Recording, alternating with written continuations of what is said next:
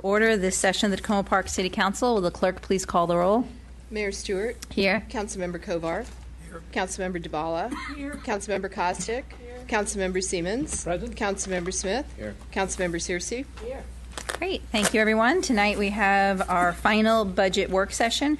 We'll be going over departmental and non-departmental budgets and then our budget reconciliation. And before we dig in tonight, I just want to say a special thank you to all of my colleagues and the city staff who did a terrific job, because I did watch all of our city council meetings. I think I have 20 minutes left of the last one last Wednesday, and I just want to thank everyone for allowing me to have the time with my family. These last couple of weeks, it was very special to be able to do that and know you all had it covered here. And particularly Councilmember Siemens, thank you for running the meetings. No problem. Thank you. All right, so I think we'll turn it over to the Deputy City Manager to kick us off. Sure. Thank you, Mayor. Tonight is the third presentation of three budget work sessions. We focused on, the first focused on council priorities, the second on the capital budget, and tonight's is probably going to be the quickest presentation, although we'll have a lot to discuss following the presentation. And it focuses on the non-departmental and departmental budget. As we go through each of the departmental budgets, what we've done is picked out some highlights and objectives that the departments hope to achieve in fiscal year 19.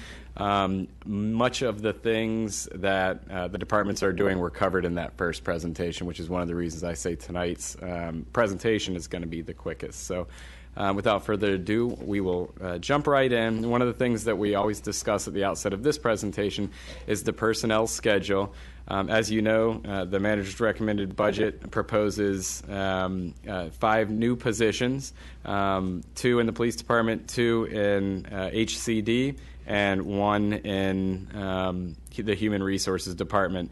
The asterisk there at the bottom is for illustrative purposes, but basically if you take our current personnel schedule and you net out the funds that we receive through special revenues like tax duplication payments, cable franchise revenues, and stormwater fees, about 70 positions are covered. As far as the general fund departmental expenditures go, the proposed fiscal year 19 budget includes about $22.9 million. This is higher than last year's by about $2 million.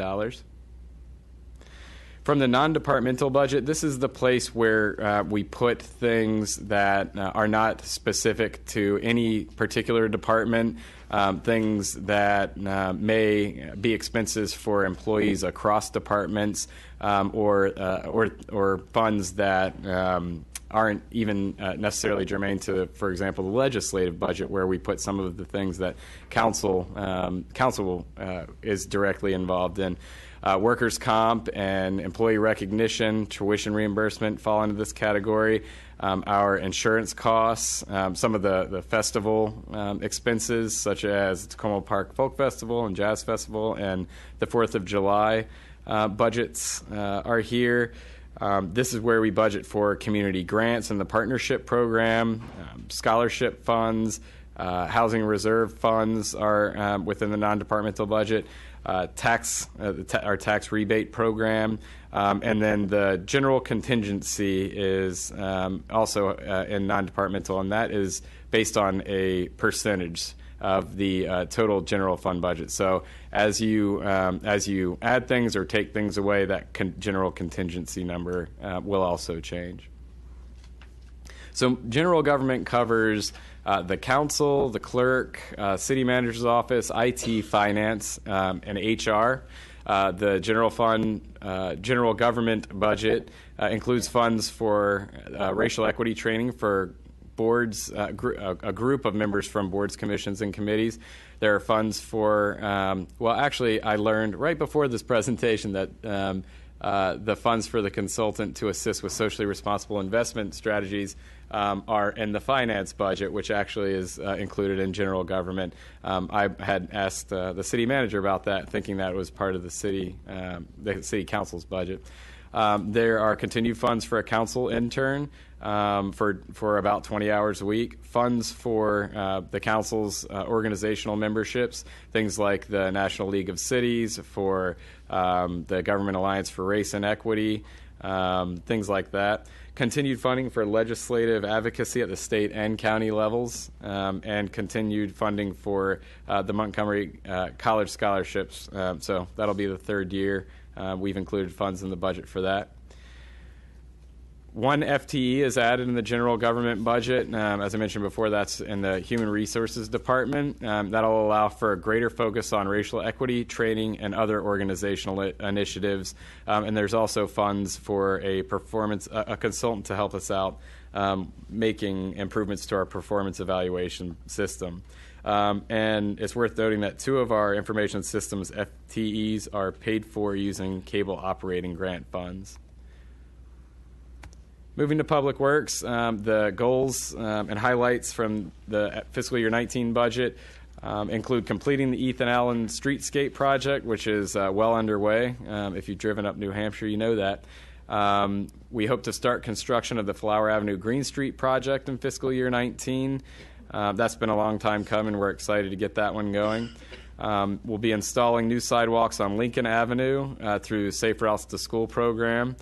We'll be reorganizing. We hope to reorganize the Public Works Gardens Division to create a vegetation management division that will oversee all garden, turf, and landscape management.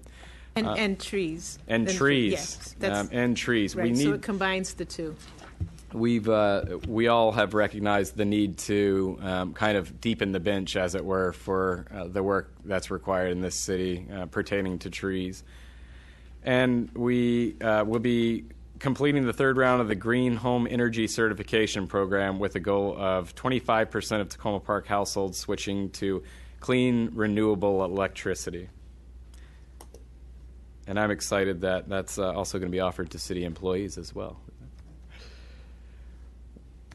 In recreation, we will be exploring and beginning implementation of an organic turf management program for Lee Jordan and Ed Wilhelm fields that meet safe growth standards, exploring and securing partnerships and grant opportunities to increase healthy snack options in our after-school program. So we're continuing to look into that interest that's been expressed by a couple of council members.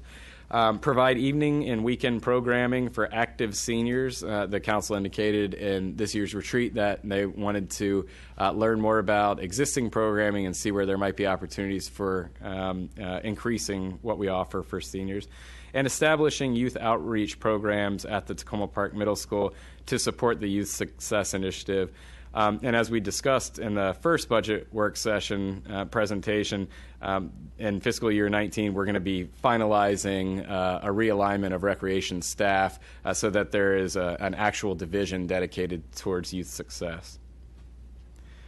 And in HCD, Housing and Community Development, we hope to advance economic development and housing goals as determined by council once this strategic plan is finalized.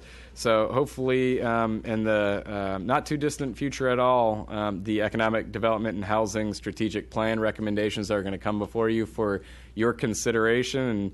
And once you all have decided which paths we want to go down, we hope to start implementing and working towards those goals right away. We hope to advance the planned Tacoma Junction project through the permitting process, successfully implement the rental inspection watch list, and increase tenant engagement and preventative maintenance and annual inspection processes. We hope to use technology to help us do some of those things. And we're going to be continuing to advocate for the repurposing of the WA campus. Exactly what that looks like, of course, is still to be determined, but we know it's something that's on all of our radars and is going to be it's going to require a significant amount of your all's time, I imagine, as well as staff's, as we work through different options and decide what to do moving forward.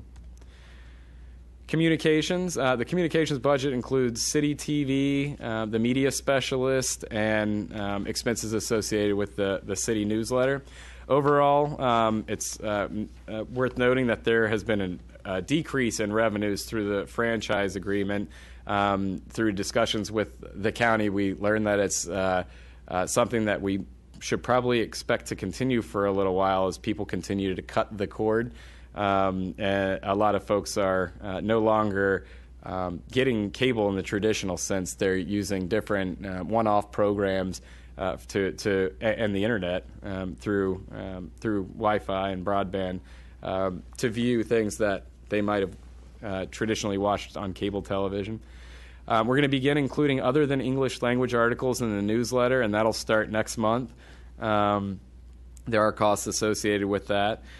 Increase the number of productions, city TV productions featuring youth and other than English languages, and the work of city departments and local nonprofits. We hope to increase the number of web videos and social media views. Our media specialist has done a really great job in the last year and couple of months that he's been here, increasing our presence and getting more likes and shares, things of that nature. We hope to also increase the number of public service announcements that we put out through City TV and through the website and our social media channels. For the library, we hope to continue to develop, refine, and support plans and preparations for the new library. We hope to start construction probably towards the end of next fiscal year and get our detailed design completed in the beginning part of next fiscal year. Conserve library space for the most in-demand print materials by increasing patron access to streaming books, magazines, and music for all ages. In just about every department, we're trying to use technology where we can to increase efficiencies and effectiveness in various areas.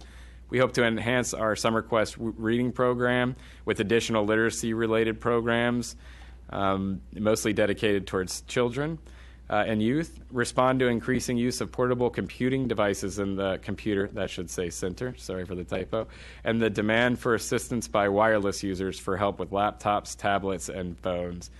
We do a lot in the library to assist people with the use of technology that we have available to them, and encourage public computer users in the library to access our excellent collection of edited, verified digital information resources. Speaking from experience, I've accessed several of them, and we really do have a great collection. For the police department, this slide shows the source of revenues for the police department. You can see that over half of the revenues that pay for our police department expenditures come from sources outside of the general fund. And the increase between FY18 and 19 is largely attributable to both the added positions but also personnel costs associated with the existing positions. In the police department, we hope to develop programs that improve trust and cooperation with the community to improve the quality of life for all residents. The focus of these programs is going to be outreach and education to traditionally underrepresented residents and youth. We hope to collaborate with the county and other municipalities to prepare for emergencies. We've actually been doing a lot of work behind the scenes in the last couple of months to assist the county in the development of their emergency preparedness plans. And by getting those plans in place, if something were to happen, we have a much greater chance of getting financial assistance from other levels of government. So it's important that we get all of our ducks in a row in that regard. And we hope to increase police staffing to meet the council priorities by adding a staff position that is dedicated to community outreach and community policing. It will also allow us to restructure the command staff. So I very deliberately did not violently strike through these, but I use a calm color and check marks next to the things that we've already It doesn't feel done enough.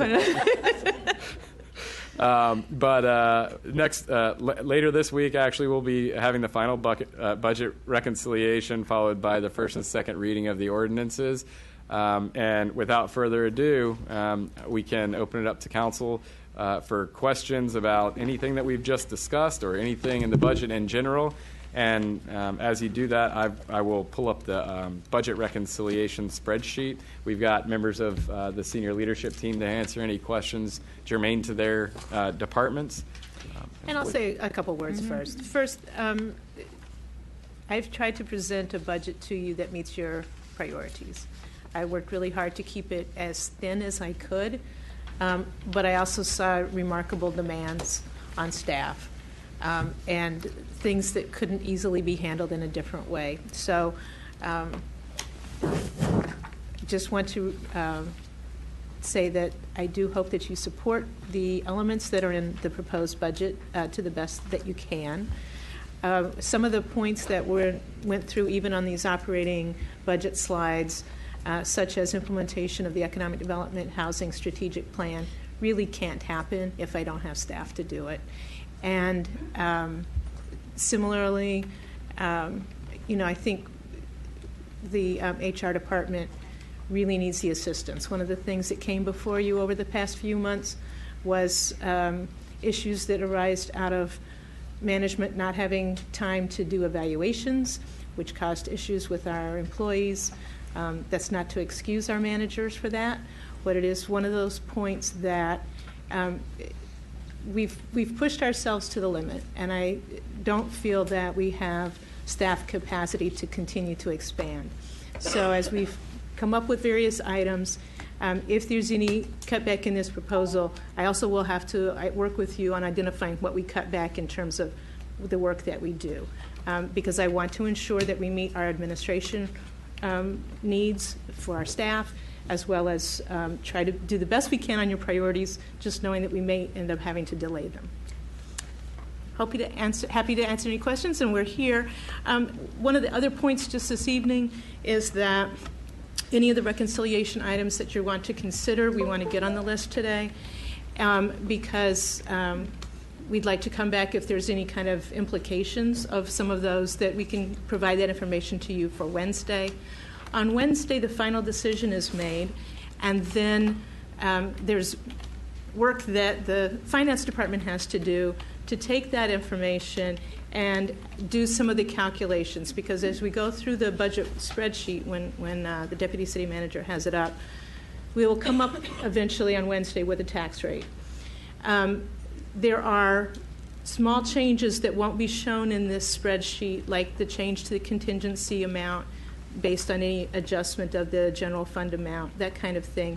So when you see the actual documents for the first and second reading, some of the numbers will be very slightly different. But we do have to go through that process. We can't make changes at first reading. So I just wanted to give you that heads up. The final decision is on Wednesday. And I'm happy to answer any questions that you have. Great. Why don't we start first with any questions regarding the presentation the Deputy City Manager just did? Councilmember Siemens? Thank you, Mayor. I just wanted to make an observation regarding the performance reviews that fell behind because of the lack of time, and ask that you be more diligent in letting this council know when you have problems like that, so we can address them and get them resolved before they cause problems. Absolutely. Yes, it will not happen here. Thank you. Councilmember Smith? I get a question regarding the scholarships. Should I address it to either? Okay. It says that one scholarship was approved for 20%. Oh, this is for Recreation Yes, Department? yes. Yes. Mm-hmm. Did all of these individuals that receive scholarships, did they actually participate in the programs, or did they just take the scholarship and go through the process and just say, oh, we don't want to do it? No, this is Because for somebody that actually participates, because it's what, if they want to do it, then they just get a reduced amount that they have to pay. Do we know how many people actually applied for the scholarships? We know how many people got the scholarship. I'll have Mr. Clark answer the question. Let's see. You're on. We didn't actually capture how many people applied for a scholarship. We just captured those that actually are awarded the scholarship. But that's something that we can probably look into in the coming year to figure out how many people actually applied for a scholarship. One of the things that we make it very easy to apply for scholarships with a lot of kind of substitute things. Like at the county, you have to bring in a lot of documentation, and we take, if you get free and reduced meals, a variety of social services, different kinds of things, we just approve them. And how many pages is the scholarship form? Is it just a couple of pages, one page? Yes, it's just a couple of pages. We give the patron a document that actually explains the process. They come in, fill out an application, attach a document to it. As city manager said, if they have free and reduced lunch meals at school, they attach that document to it, and there are dollar amounts associated with the based on the percentage off and things of that nature. I can't find it here, but there's some items that aren't covered in the scholarship. Is there a reason why we don't cover those, or?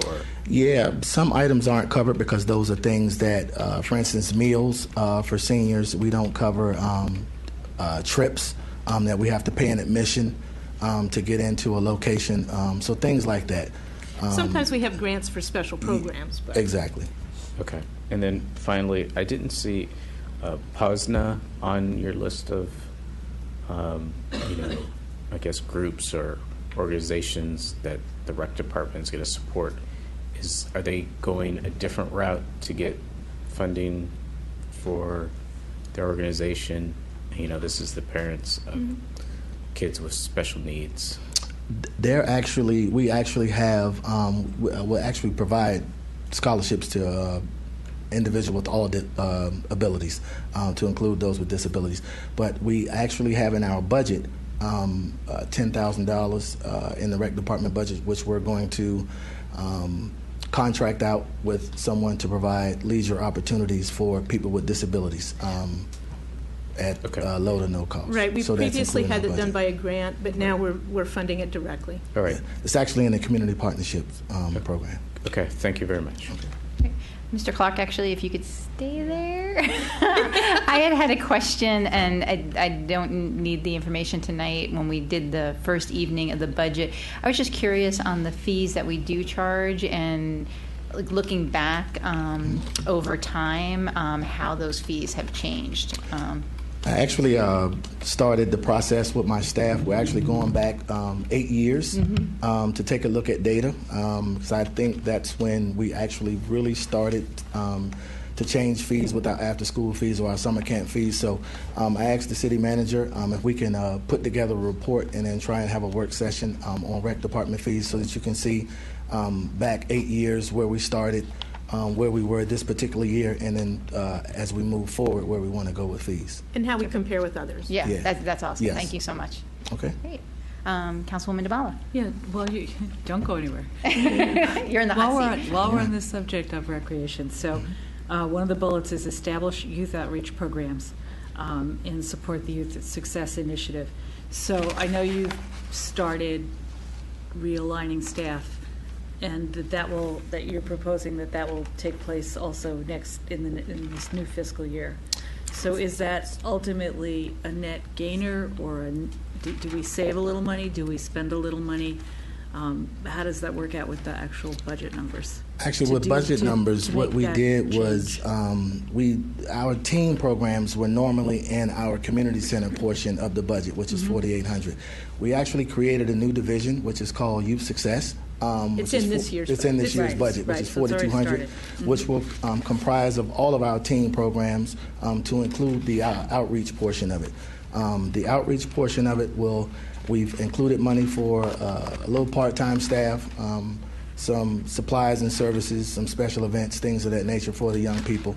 And we moved the money and services and staff over from our regular teen program. So it will increase our budget just a little for teen services, and it's just because of the youth services, the youth outreach portion of it. But it'll decrease in some other part. Yes. We've taken a little bit, here and there, combined some things that we've normally done. We, haven't done anymore. We cut those out and then added the resources to the youth success portion of our budget. So you've dropped some things in order to make this happen? Yes. Okay. Yes, we did. Thank you. Councilwoman Kostick. Thank you. I have another question related to recreation. Back in the fall, there was a resident who I was speaking with who teaches a class that is a little more expensive than some of the other classes, but also typically brings in revenues. And I was just kind of wondering in a broad way how you balance the classes that maybe bring in revenues, but might not necessarily attract the people who are most in need, with providing those opportunities for people who do have more of a need, and whether there's kind of a critical point where you can maybe offer some more programs if a teacher is interested in teaching more of those that would bring in some revenues that would allow for more of the other sorts of classes that serve other groups. Right. Well, there's a process that we go through when we take on new classes, and we ask for class proposals and things of that nature. One of the things I was speaking to the city manager about on several occasions is that space is becoming an issue for new offerings and things of that nature. If some of our, and that's why we're consistently, looking at things, trying to figure out where the life cycle is, if we can end this and start something new. So that has a lot to do with it. But we do have some classes and programs that are high cost, that are, that the community does want and that are benefit. And we also, for those classes, we offer scholarships as well. So no matter what the cost of the program is, we offer scholarships. And the way that our scholarships work is just a reduction in revenue. So we don't have a separate pot of money that we pull from to actually make up the difference for that class. The city actually just reduces the price of that class for that particular, and the instructor receives payment as if they were receiving full payment for that particular person. Great, thank you. So, Councilwoman Searcy? Thank you for bringing up the space issue, because it also reiterates the importance of renovating the rec center and moving that project forward. My questions actually relate to some of the festivals and the cost associated with them. And I don't know if you do the Tacoma Park Folk Festival and the 4th of July, and I don't know if you could kind of speak a little bit about kind of what's happening, because it seems like some of those costs for those two festivals in particular have gone up. Well, the costs for the festivals are the outright funds that we give the festivals. Mm-hmm. Traditionally, with the Independence Day, we had paid for the fireworks display.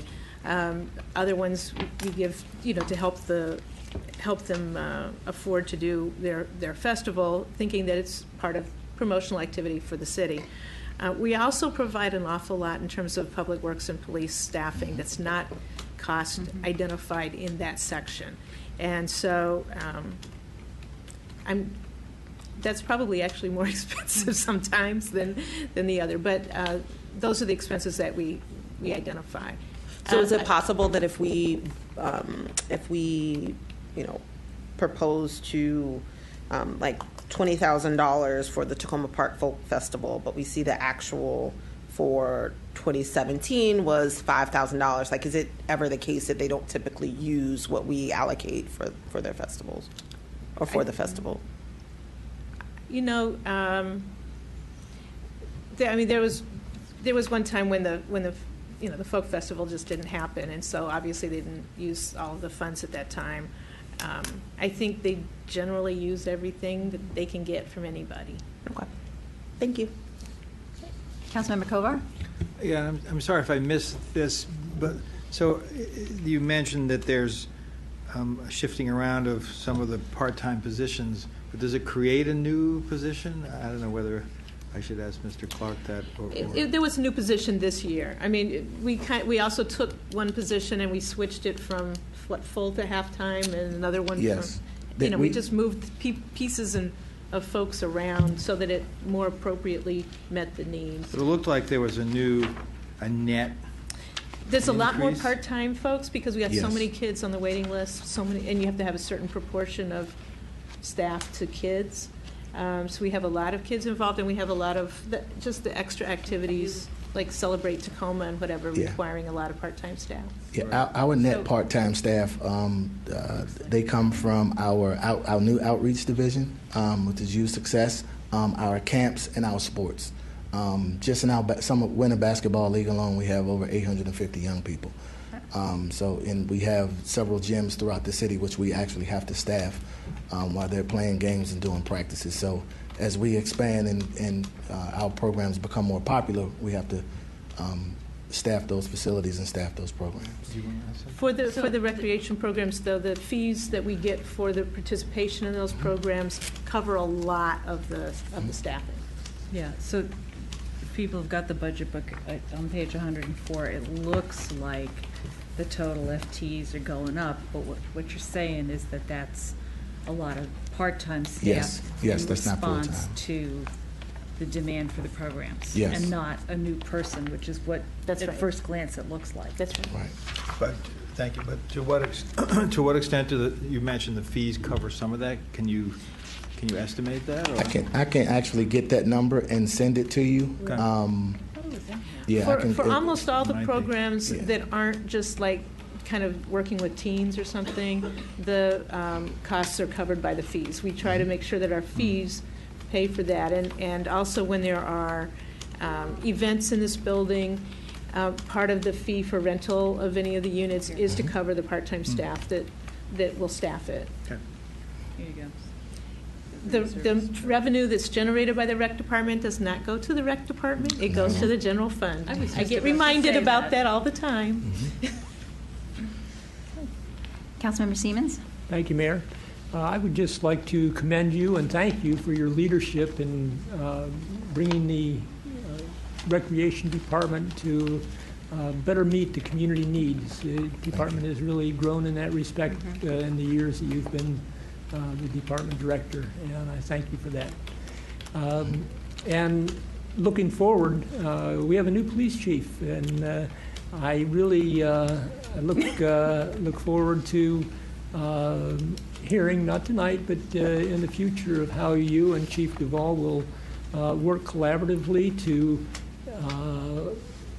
get to know the community youth better, and to not only identify the needs, special needs that some of the young people have, but also to how you are going to work with the police department collaboratively to address those needs and help to ensure that they remember the recreation department and the police department as positive influence in their lives. Thank you. All right, thank you. Thank you, and I just want to add with what Councilmember Siemens said, I think this is a great example of how the prior city council set priorities, worked with the staff, and now we see this outcome and this focus on youth success. So thank you for all and your whole department's hard work on this. Thank you. Great. Any other questions on the presentation we had this evening? All right. Go ahead, Councilwoman I Dybala. have a few. Oh, okay, sorry, I thought that was all by Eric. I Dybala, have one. Kovar, and is that old? I have one on the personnel schedule. So at one point, we got a note that there was an error in the accounting. Right. So is this? This is correct. This is Thank not with the error. Okay. Councilman Kovar? Just a couple of quick questions. You mentioned the general contingency. Yes. And I didn't quite understand what you were saying about how that bounces around. So what is that and how does that work? There's a certain percentage of money that by the charter has to be set as part of the general contingency based on the amount of the budget. And so if the budget changes a little bit, that number just changes a little bit. It's not going to show up as a major issue. It just needs to be calculated and put in the right place. Okay. So the Public Works Gardens Division, Yes. now maybe that was presented when we had earlier, I didn't really remember. There wasn't much about that. Can you say a little about it, or Sure. have Ms. Braithwaite say? Yeah, and I'll just start in too that we have been looking at ways to try to both, again, be efficient with staff, but also help where there's a need for more capacity. And you could describe how that works. Sure. What we're envisioning with the retirement of Mike Welsh, our gardener, we take a look at the existing divisions and the staffing allocations. Currently, our gardener division had a gardener and 2 techs, and then supplemented the work with temporary service employees on a hourly or weekly basis. In looking at the amount of garden work, we recently, 2 years ago, started doing outside maintenance through contract for our bioretention facilities. And the amount of maintenance responsibilities that would be associated with gardens and parks and vegetative space continues to grow, and the requirements and the expectations continues to exceed our staff ability to cover. So in looking at the situation, we've been really happy with our contractual maintenance for the bioretention facilities, though I thought that we could, by combining a couple of positions into that division and changing the definition of what they oversaw rather than have a gardens division, to create a vegetation management division. So that would combine our staff associated with turf maintenance, the mowing operations that go on through the spring and summer and fall, would continue to maintain the gardens division as is, and also the urban forest manager would work within that division.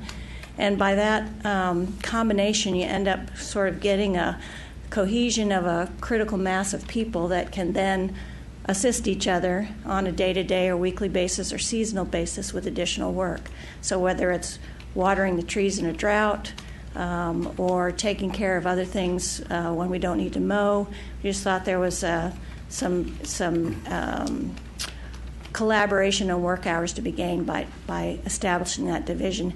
And it also creates a clearer definition of duties, a clearer association of what that division would entail rather than gardens by itself. We have many park areas that, where's the garden, where's the playground, where's the park? You know, it's sort of like they're multiple. And so this way we'll have one division that will be responsible for all those things and could actually work together. We can have the person mowing the lawn the same time as the folks are doing the garden maintenance, and in fact could assist each other with the completion of that task. So it just seemed like this was an opportunity to pull those things together. So that's switching around staff but not creating new staff in that Yeah, case? no new staff At the same created. cost, basically, or? When we developed the classification specification for that particular employee, there may be some differences associated with how that gets, calculated out in terms of the So responsibility. the person who replaces Mike Yeah. Welsh? I mean, Right, yeah. because it's a higher position, but They'll be hasn't been here for a long supervising a few time, more so- people than they previously did, though the technical requirements are going to be fairly, similar, though they will be expected to have a little more, a wider range of skills and experience. And what about the Lee Jordan and Ed Wilhelm fields? Because I always thought that was county. It is actually coordinated through the Recreation Department. There's contractual maintenance that takes place on Lee Jordan. And Greg could probably speak to that. This is an area where residents didn't like the county services, so they asked the city to do it. Okay. What's that? I just had a few more questions, but I don't want to, if other people want to ask things. Just, Councilmember, did you have a question, Ms. Braithwaite? Or? I had a question for the city manager Yes. regarding what Ms. Braithwaite said. She mentioned the use of contractors to do the bioretention maintenance. Right. And I just wanted to make sure that we are still, that the compensation and benefits for contractors is still equitable with the city. Yes. Yes, we're very conscientious about that. Thank you. You want to continue, Councilmember Kovar? Sure, I'll continue. So the rental inspection watch list, that was another one that maybe we talked about, but I don't remember. So Ms. Daines, could you speak to it, please? yeah.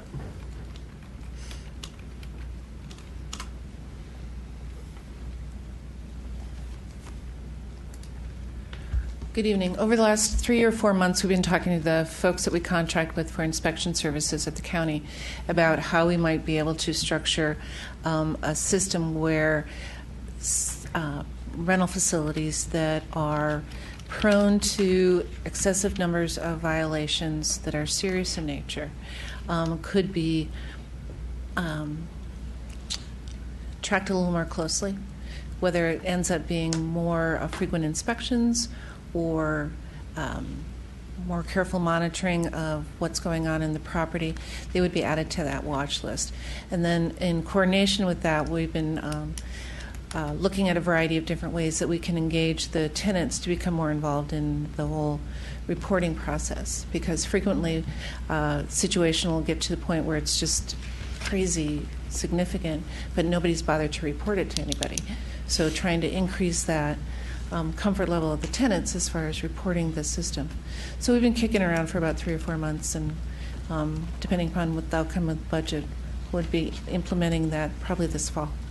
But we'd have to do that in collaboration with the county because they have We that contract for responsibility? services with the county. So what we would do is add that to our scope of services for the contract, which becomes due or up for renewal in October.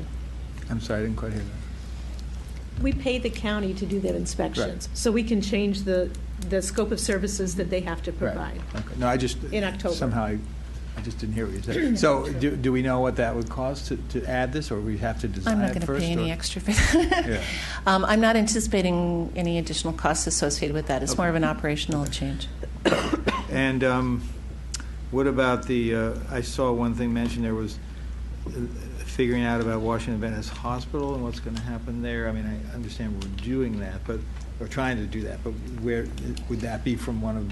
Done by one of the new staff positions that you're proposing, or in some other way? Well, we don't have capacity to do it now. Right. With the other stuff that we're doing. So if we had these other positions that could take on some of the economic development work, then it frees up our planning staff to do the more planning work. And depending on what gets kind of talked about for Washington Venice Hospital, it may be an economic development project. And so I think it would just be having, Right.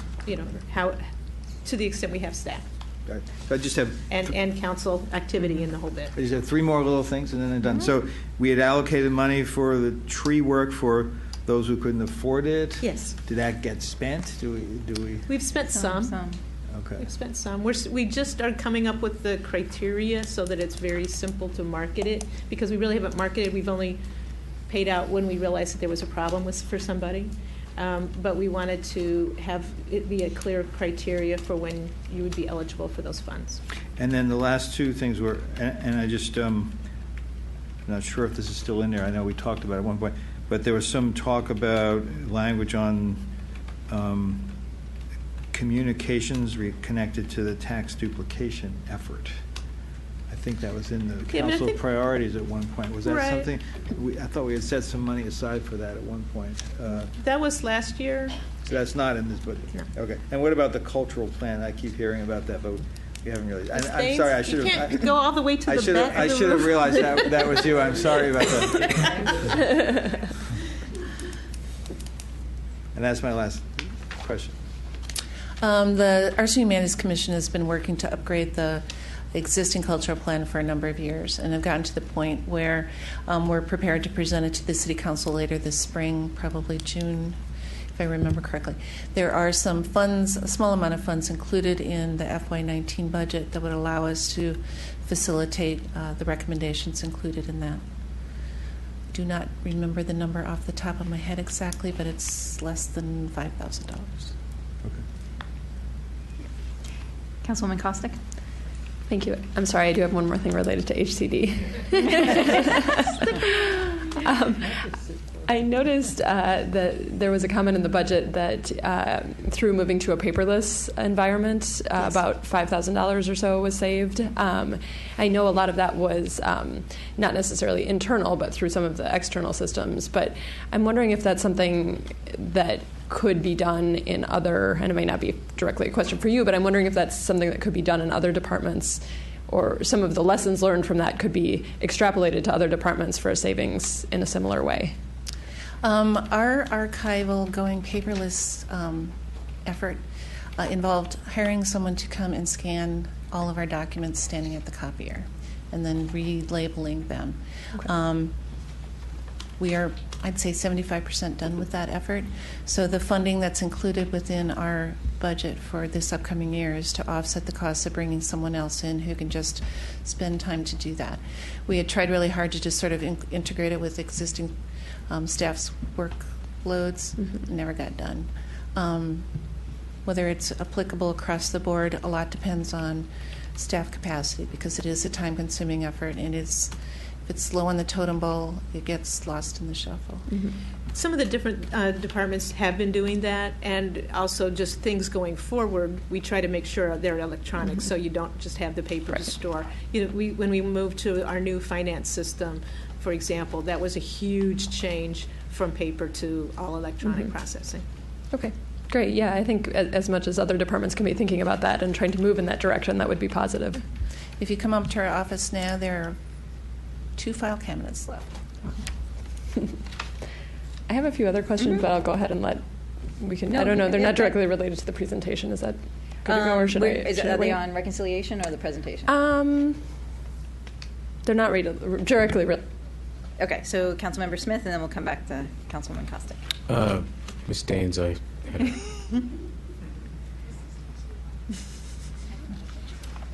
Yes, sir. I wanted to dive into the watch list.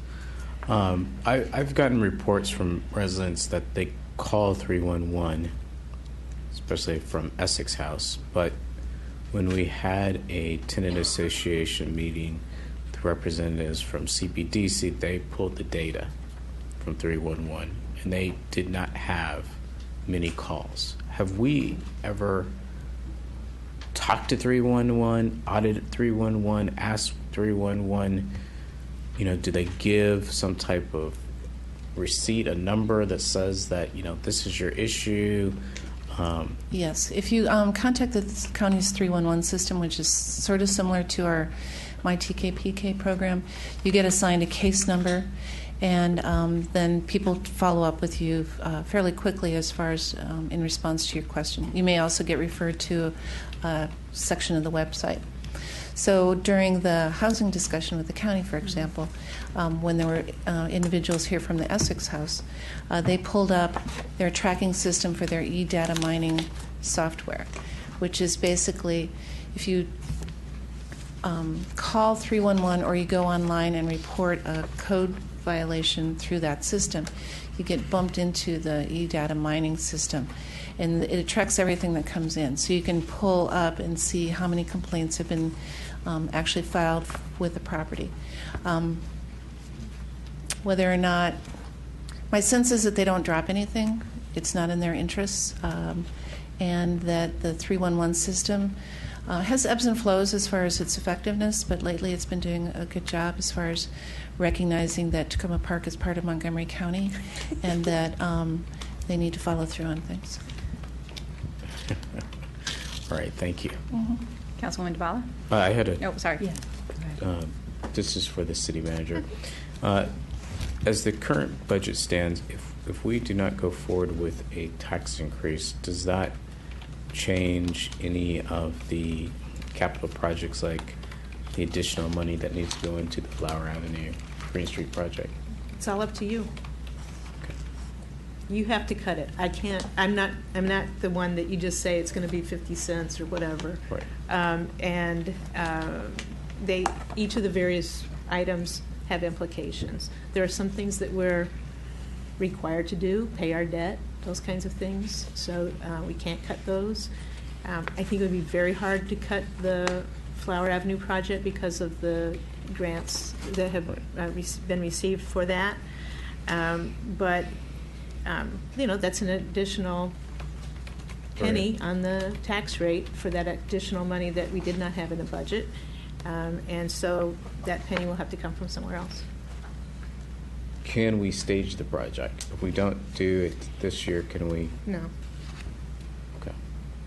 No, we have to go through. It's all tied into the utility work and everything else. It's not something that, there could be a month here or there, but there's not a delay. Okay. Thank you. Councilwoman DeBala? I had, depending on how literally you want me to stick to the script here, I have 2 or maybe 3 questions. One is actually on the Flower Avenue Green Street project. My recollection, Daryl, from last week is that there was some talk about looking at the items in the bid to see whether there was any flexibility in addressing the bid being more than 5% over what you expected. And I wanted to see if I got that right, and if so, where we are with that. Well, that review was just to identify where the engineer's estimate differed from the actual bid. Okay, great. It wasn't an effort to identify what we thought was excessive costs that we could negotiate with the contractor. Those bids are as they're written, so you don't negotiate. There are certainly change orders that can work out or may be required once you're in construction if field conditions differ from what the assumptions were when you originally designed the project. But as far as the pricing concerns, with State Highway, if a project is more than 5% over the engineer's estimate, then you have to justify why those costs are what they are. Since our project was within the 5%, it didn't waive any additional red flags for, because it is such an expensive project, being both the city's work and WSSC's work, that 5% is over the $300,000 that differed in the bid. Okay, I misunderstood.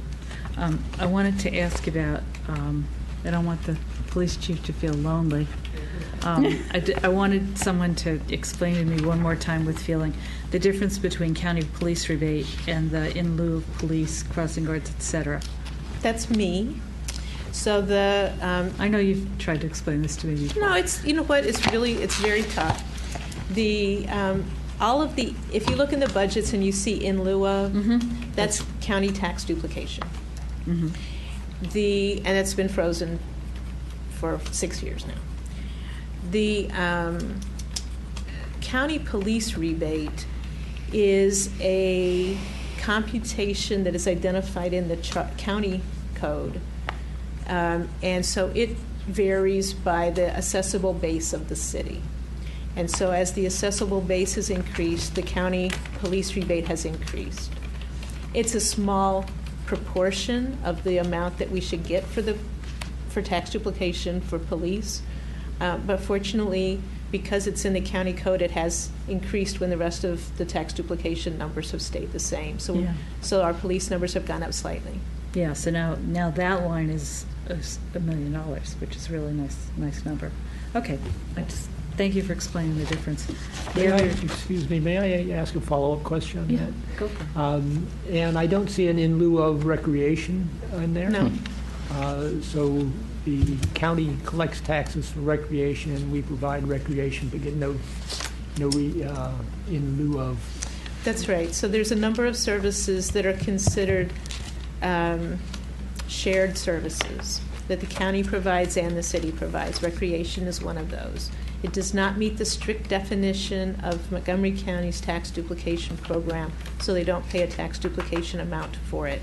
However, in the discussions that we've been having with the county for some time, the Office of Legislative Oversight, which works for the county council, has identified a number of shared services as really probably being appropriate for tax duplication because we provide so much of that service in this area. At whatever point, the county will talk with us and finalize the kind of reformulas for tax duplication. I think recreation would be one of those services that we would get money for. Thank you, and I think one of my grandchildren will be on this dais by that time. Thank you. But at least we offer scholarships for them. Great-grandchildren. This is true. You got more? All right, yeah, just hopefully last question on this presentation on the non-departmental chart. Councilmember Searcy asked about some of the community events. In that vein, there's a community grants, an emergency assistance, and a partnership program. And so to the uninitiated, all of those sound like essentially the same thing. So could you just Okay. Emergency assistance is an amount of money. Some people actually help contribute to it when they would pay their stormwater fee.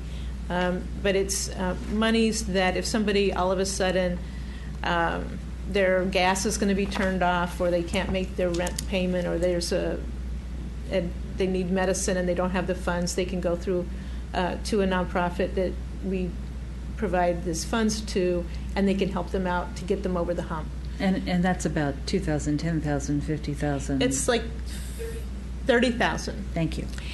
Then the community grants are mini grants and kind of larger grants that different entities apply for different kind of one-time-ish, usually, projects or things. And they try to be related to STEAM, science, technology, engineering, arts, and math kinds of focus. And so that's about $100,000. A portion of that, maybe 15, I think, is a small mini grants.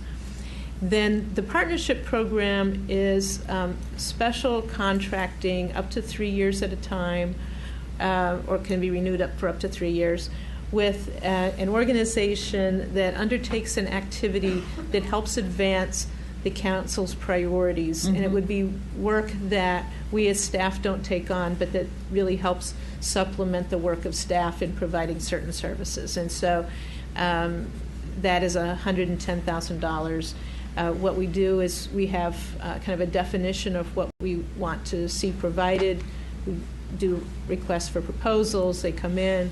We issue grants, and it's not grants, but we issue the funds under a contract, and we monitor them. If the program seems to be good, we can re-up it for a couple times. And the citizen grants, the grants committee works on both of those, or just on the community grants proposals? They just work on the community grants. Thank you.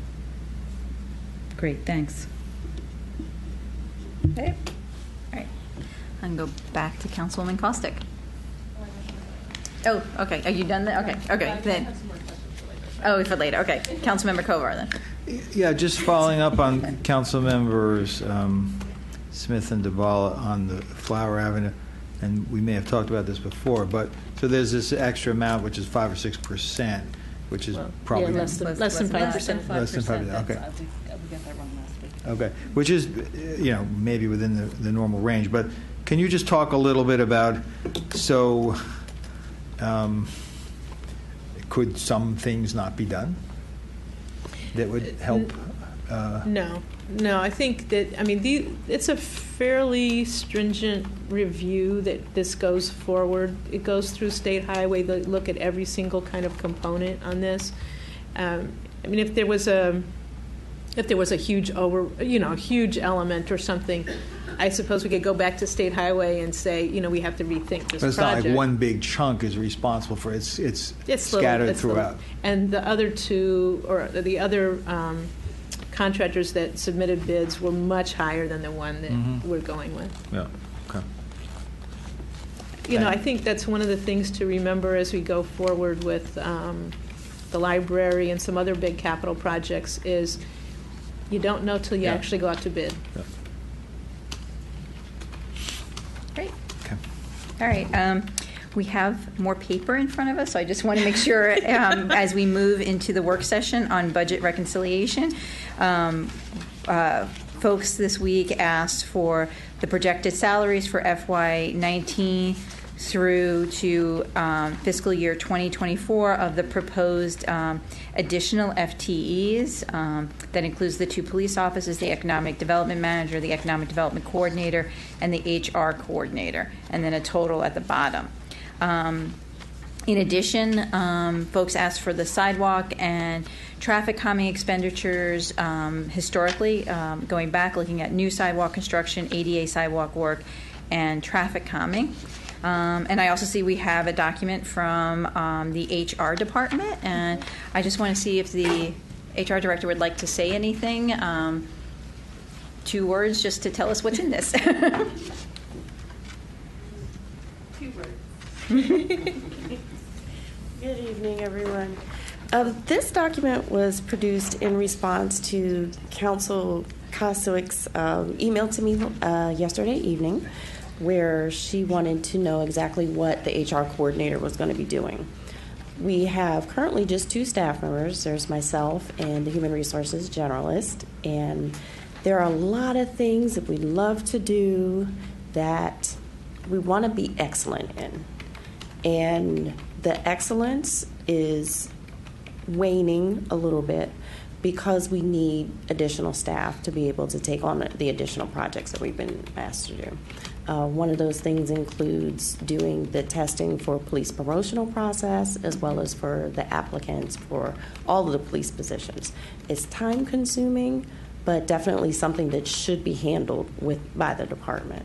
So this particular document just outlines the duties of the HR director as well as the current duties for the HR generalist.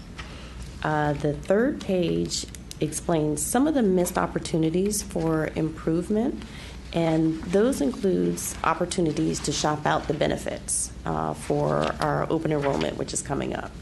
We have had several offers from other organizations that are interested in quoting us and providing us with their services, but the time that it takes to really vet out a program and make sure that it's right for the city is something that we don't have the time to do right now, but it definitely needs to be done because the current carrier that we've had for several years. And then it just goes down the list of some others. And the last page shows what the proposed duties would be if we do get the additional staff member. And that person would take on a lot of the day-to-day functions, which includes the data entry, dealing with some of the tedium of the recruitment process, with scheduling the interviews, doing the background checks, and things like that. And what is the significance of some of the tasks being in bold versus non-bold on the last page? Oh, the things that are in bold are the items that the HR director and the HR generalist will be able to take on or to improve upon. So they're new, potentially new, or things that would potentially be new or better handled. Any questions for? I have one question. Yes. And again, it may be for the city manager more than for you, but as you plan to transition the promotional process from the police department to the HR department, you mentioned that that's going to require some additional staffing. Is there an implication in there that there should be a reduction in some work in the police department? No, not necessarily. I don't see those being the same exactly. The promotional process takes place, I believe, every 2 or 3 years, so it's not something that is ongoing all the time. What is ongoing all the time is the recruitment process. So we test for the dispatcher position and we test for the police officer positions. So those are things that go on constantly. And those were previously done in the police department? They were previously done in the police department. The question is there not a savings there? So there's some savings of time from the police department. I think where... I'm just curious if that savings of time was factored in when you looked at the additional tasks that you wanted to add. Yes. Yeah. I think that, frankly, I think that it's better, and perhaps the chief can speak to this, but I think it is better for the officers who were doing some of the recruitment and this other work to focus on other tasks that are more police-oriented tasks. I certainly agree with the idea Yeah. of having that in the HR. And I think that, because they had not been really trained in how to do some of these things, I think that. Right. No, I agree wholeheartedly with the shift in responsibilities. I just trying to keep this budget down. No, I appreciate that. We are still actively involved in the process. We're kind of expanding the process. Our officers are still involved in the background investigations of our folks, which is extensive. That's one of the major parts of the hiring process. What we're trying to do is make this process better.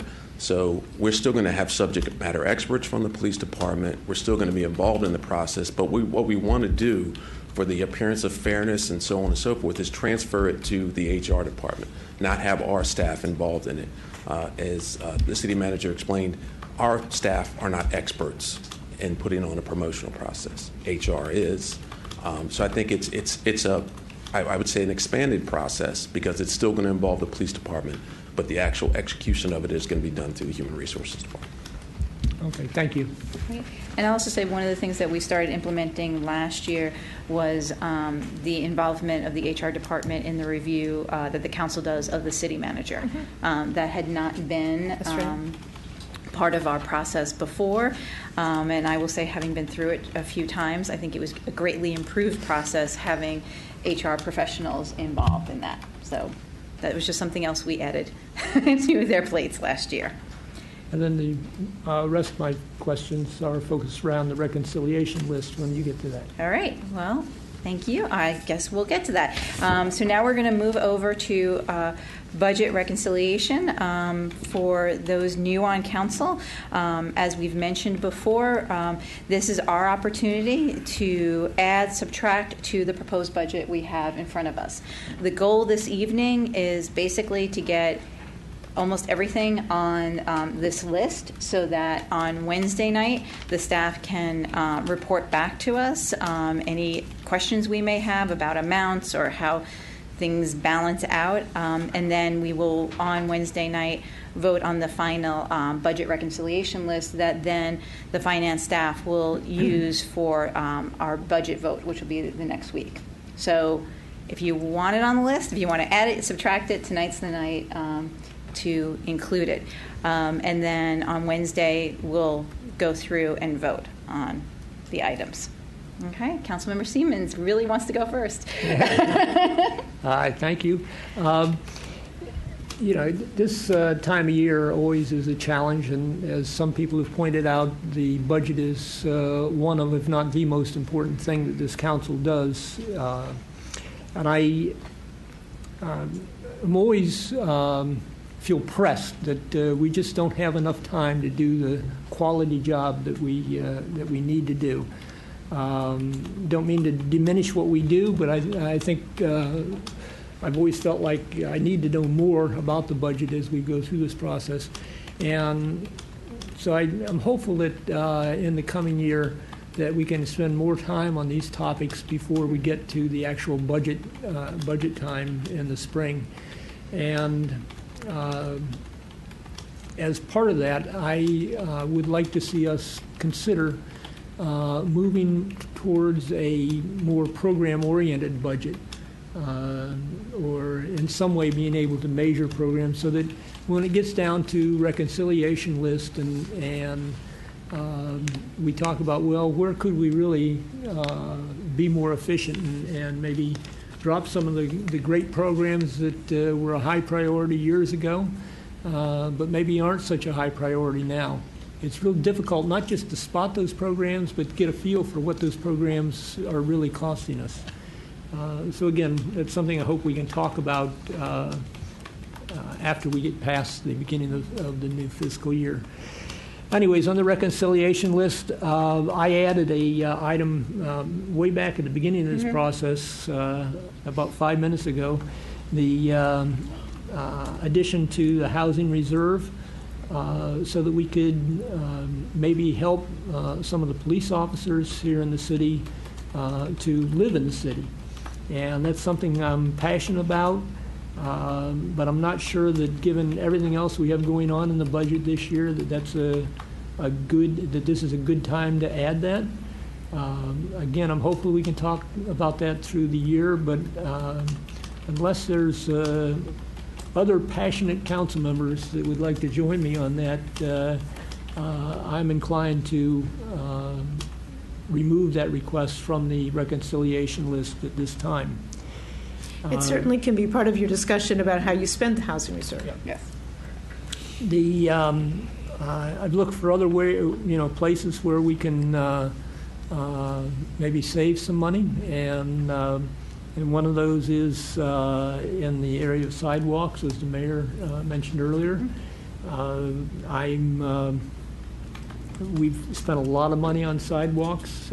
Some of that has been required by law, but I would like to see us reduce that significantly this year to help us with the budget squeeze that we're in right now.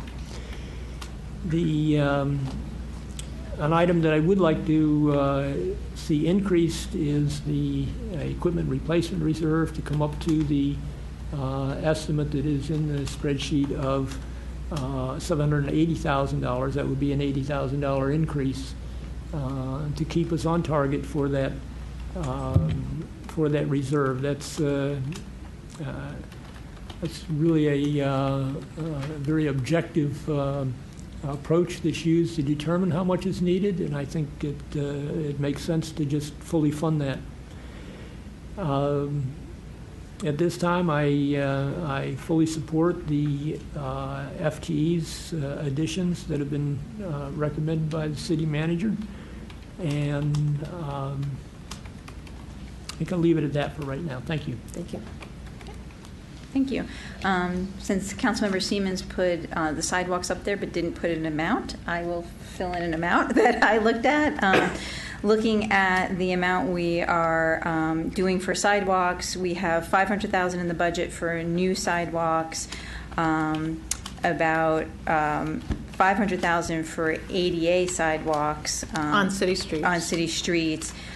In addition to another $200 for ADA sidewalks on state highways. Correct. And I suggest that we take out of our budget $300,000 for ADA on city sidewalks, leaving $200,000 for ADA on city sidewalks.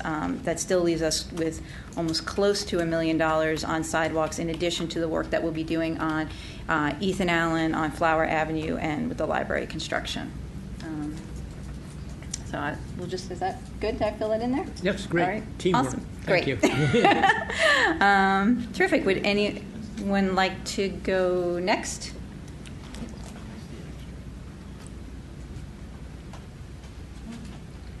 Anyone? Everybody's so shy. I know. Councilwoman DeBala.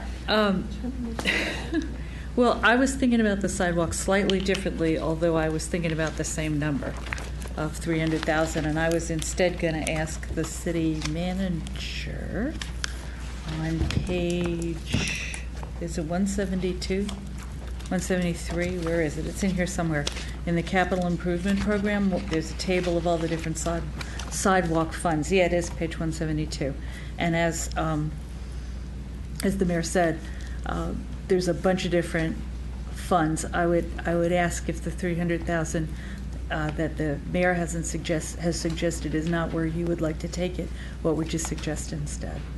And actually, if I had to take it from someplace, I would take it from the ADA sidewalks on city streets. Okay, then I take my question back. I say that with a little bit of trepidation because I'm always hesitant to cut anything that's ADA, but we have a lot of other ADA improvements going on. So I feel comfortable that the city is doing its part. Right, and it's fortunate that we have these projects with funds coming in from outside that are funding a lot of ADA sidewalk That's work right. this That's right. particular coming year. That's right. Which allows us But the library to in do particular is a lot of city money, and it has a very large ADA component. Also true. Well, let's keep going. So I had a question on the recreation center and whether you had alluded a couple weeks ago to there maybe being some costs associated with the land swap, and I don't remember if you said that might be in this fiscal year or next fiscal year. And if so, where is that in this? Is it in here or not? I don't think we put much in here. We didn't, but it's not much. It was more waiting to see what the inspections came back of the center. So part of the issue is, how do you keep the rec center going until it gets replaced? And we did have Maryland National Capital Park and Planning did an inspection. Right. They provided a report. We had our inspectors and staff from PW go through that list, look over things. Most of the elements that were on the schedule for park and planning to improve over the next 5 years, we feel comfortable would last the 5 years. So the real difference is simply just facility maintenance over some items that in the past we haven't had facility maintenance for. Okay. So it does not, to me, seem at this point to be a significant number that should be called out. Okay. I had a couple of questions about the stormwater projects, and that might be Daryl. So I'm looking at a green piece of paper from the budget meeting, right? From the open house, and it has a capital projects budget and a list of projects, and it has outside labor and repairs, which I think you just touched on, of about $150,000. So, the video work to see where the problems are is another $120,000. So I guess my question is, we are on an NPDES permit that has a timeline. Are there things? Can you say a little bit about the repairs projects, and then can you also say whether there's anything on here that you think might be pushed into the next year and still be making the schedule for the NPDES permit? Well, our deadline related to our NPDES permit is 2025 to reach the 20% treatment of current impervious area. Based on a presentation I did last spring, has it been that long? Yeah. Based on our current projections, even with the increased budget, we're not showing that we're going to make that 20% amount. So we're already a little behind based on what we currently have projected. We have identified a list of projects that we've know as to be needed, and they do show some equivalent treatment numbers associated with that. Those are all numbers that we've used in doing the prior assessment. With the stormwater, what we're trying to do is work within the existing stormwater revenue budget. That's not saying that we won't identify some additional grant funds that we can go after to enhance and increase the work, but we're basically staying within the revenue that we generate each year for the project load, the expenditures that we've projected out into the future. So I guess that's sort of a twofold answer. We won't gain or lose anything by making adjustments, but we are raising the revenue with the intention of doing those projects. So, you know, there would be no reason to bank the stormwater monies for future work. We need to stay on it as we can. Also, our stormwater division is, as you know, fairly small. We have a city engineer that splits time between stormwater and the other civil engineering responsibilities, and a construction manager that's split all over the place with every project that we do. So, you know, staffing is definitely an issue that probably restricts our productivity more than anything else.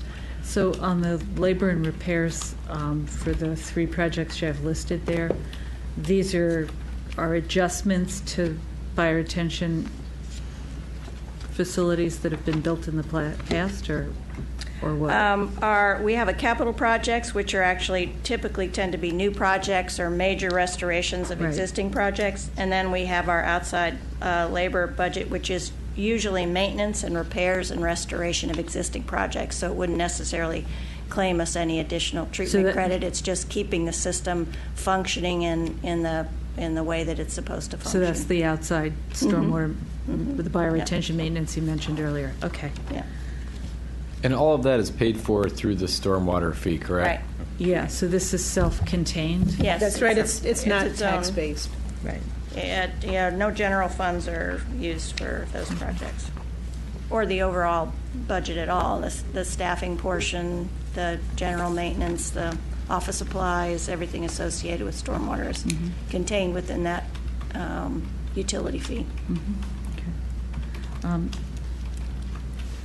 So I'm asking all these questions because I would really like to keep the tax rate at the level that it is now, and so I'm like Terry, I'm looking for places where we can not do some things or stop doing something we've done in the past. It seems to me that, especially in Ward 2, that there's just a lot of homeowners that are tax burdened already, and this is not the year to make it to add to that, in my view. So one of the questions I had for you, because I assume that you have done this, is what maybe you could show us on Wednesday, places where you've thought that things should be reduced or eliminated. You've alluded to a couple of them in the last couple of weeks. Well, I'm certainly happy to come back with things, but frankly, you know, I I don't tend to put in extra things with the idea that then there can be some to cut. I try to but put priorities do forward. change. I try Yeah. to put forward something that meets your needs at the very minimum level. Where there was some extra, I thought was on sidewalks. I will see if there's some other locations, but I was very concerned about this budget because even at the level that I put in, the reserves are less than I'm comfortable with. And for that reason, I went back and I scrubbed it, and I scrubbed it. And staff knows I went back to them and took things out that they really thought they needed. And so I will try to be as helpful as I can, but I really didn't put fluff in the budget. No, my question wasn't, is there something you can take out now? My question was, for you, you have scrubbed it, what have you Right. already prioritized out? Right. Because that was Right. my question. Can I ask the deputy city manager who's working? Is the Excel spreadsheet set up so that the tax rate of 5377 is accurate? It just changes as the number. Right. So I it'll just go wanted really to up. make sure people understand. Say that again. So right now, what we have on our general, reconciliation is an increase in Flower Avenue, the decrease in the personnel for HCD. Councilmember Kovar had put in the eliminating the extra. This is the extra police pension contribution that we've done the last few years. We'll come back to Hillwood Manor in a second. Councilmember Siemens and I just added or subtracted $300,000 for the ADA on city streets. Councilmember Siemens added back in $80,000 for the equipment replacement reserve. If we were to call it a night now and say this was our reconciliation list, the tax rate would be 5377. Correct. And just to remind everybody who's watching at home, if I can pull it up, what the tax rate was. 5348. Right, 5348 was the tax rate last year. Right. And I proposed 5450. So just so people can see moving back and forth, and one of the things that we'll do after tonight, which is a fun exercise, is that the deputy city manager will email this to us all, and so you can adjust and go back and forth. You can play with it and see. So there's a couple things that are important on this. One is in the yellow section there, which is the unassigned fund balance. In the past years, we've tried to keep it over $3 million. Right.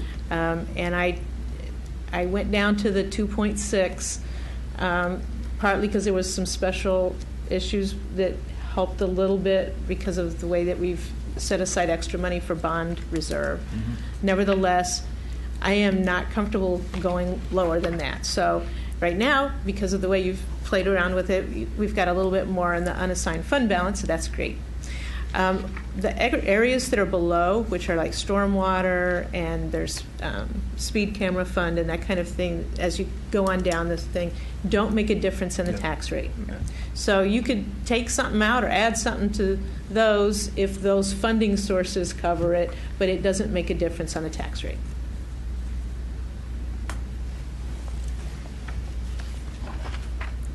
Councilman DeBala, you want us to come back to you, or are you? Well, do you want to talk about the positions now, or do you want to hear some? You want to add something to the reconciliation list? Then? Okay. Well, I just cutting right to the chase here.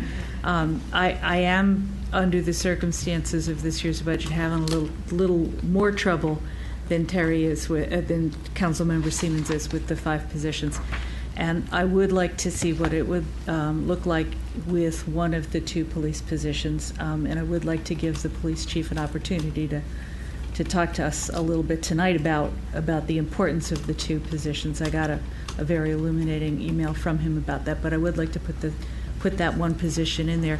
And I would like to do the same thing on economic development. Where that gets tricky is that there's one high-level position and one low-level position, and I'm not sure what you and the HCD director would decide to do if it were one position. So I don't know what the number is. So on that, let me just answer this way. What we have not done is the high-level economic development work that thinks through how to do the really complex work, like working with the Tacoma Langley Association, CDA, really doing the discussions with other jurisdictions about how do we advance economic development. And so if I have to choose, I'd choose the manager position because I need that level of thought. If there's significant cuts in this budget, then we're not going to do economic development this next year. Then you could pick the lower level one just to help do grunt work. So that's kind of the trade-off. I would strongly encourage keeping both of the positions. Right now, I have staff that are overburdened, and I would like to keep the staff I have, and I would like to be able to accomplish treading water, which is what we would be doing with having the positions, recognizing that there's fairly significant work because of the purple line and these other things that are coming our way, whether we like it or not with a tax rate. I mean, it's an unfortunate timing, but this is when the work has to get done. Chief, could you speak to the officers' position? And while you're walking up here, I completely appreciate the work that the staff is doing now. I know, and I'm proposing to see what it looks like. Right. Can I just jump in before? Because I wanted to chime in on that. Would that be all right? Yeah. So I just want to say that I was about to say something similar to what Councilmember Duvall said, and I think there's three factors that are concerning me. One, we do have the uncertainty around the new federal tax law, and I think a lot of people don't know exactly how much. You never know exactly what your federal tax bill will be, but there's more uncertainty now, and some loss of deduction that may be balanced out for some folks. There are rising assessments, so even when the line is held more or less, for example, on taxes, plenty of people could end up paying more. And then thirdly, we have a lot of new projects that are happening, and so that gives me some reluctance to take on additional expenses, understanding that from the city manager's point of view, this is partly aimed at doing that. So my view would be, and you can talk about this, to pick one, the community policing position to me seems like the more vital one, more specifically in line with some of the things that we've been talking about, not to minimize your desire to have a better command structure, but what we're talking about is maybe not doing everything at once, and if that's the case, that's how I would make the division. So that just follows along with what my colleague was talking about. Thank you for the opportunity. I'll speak first on the lieutenant position. We did a comprehensive review, as I've said before, of the police department structure when I came in January. What we discovered was a chain of command that was incongruent with a smooth operation. We basically had 4 ranks instead of 5. So we didn't have a mid-level kind of command staff position, that lieutenant's position. So all of our staff and the supervisory staff are doing more with less. I give an example of the structure that we're talking about enhancing its effect on me. Part of the structure develops or implements a deputy chief position. That deputy chief position is critical for the operation of the police department. Since I've been chief, I've been out at least 3 or 4 times every week at different events. But I can't continue to do that and operate the police department. I need someone who's a second in command that can do a lot of the day-to-day stuff. I'm only human, but that's just one example of one position that is doing more with less. The lieutenant position will allow someone to solely supervise the backbone of our agency, the patrol section. Right now, as I said earlier, we have a captain doing that. The captain is also in charge of the honor guard. He's in charge of safe speed. He's in charge of a bunch of different sections. So it's extremely important that we get that chain of command that allows for the maximum efficiency. We also, it's a morale boost, because right now our officers have no opportunity for upward mobility. You're a sergeant, and you really can't go much higher in the police department. There are only 4 positions outside of those as a supervisory position for them to move into. And the people that are occupying these positions aren't going anywhere. It allows people to get experience in the police department at a mid-level manager position that we don't currently have. Our rank structure now goes from corporal to sergeant and then to captain. We have no lieutenant in between. So we think it's absolutely essential. And as I said earlier, when we did this assessment, we said we needed about 4 new officers. So instead of saying, okay, well, let's ask for 4 officers, let's find a way that we can efficiently distribute some of these responsibilities. We still came up with we needed 2 positions, plain and simple. We could not continue to distribute positions and repurpose positions because we're taking away from officers that are going to be responding to calls for service and conducting community policing. So we think that position is just as important as the cops position. Now, the cops position is something that people might misunderstand the position.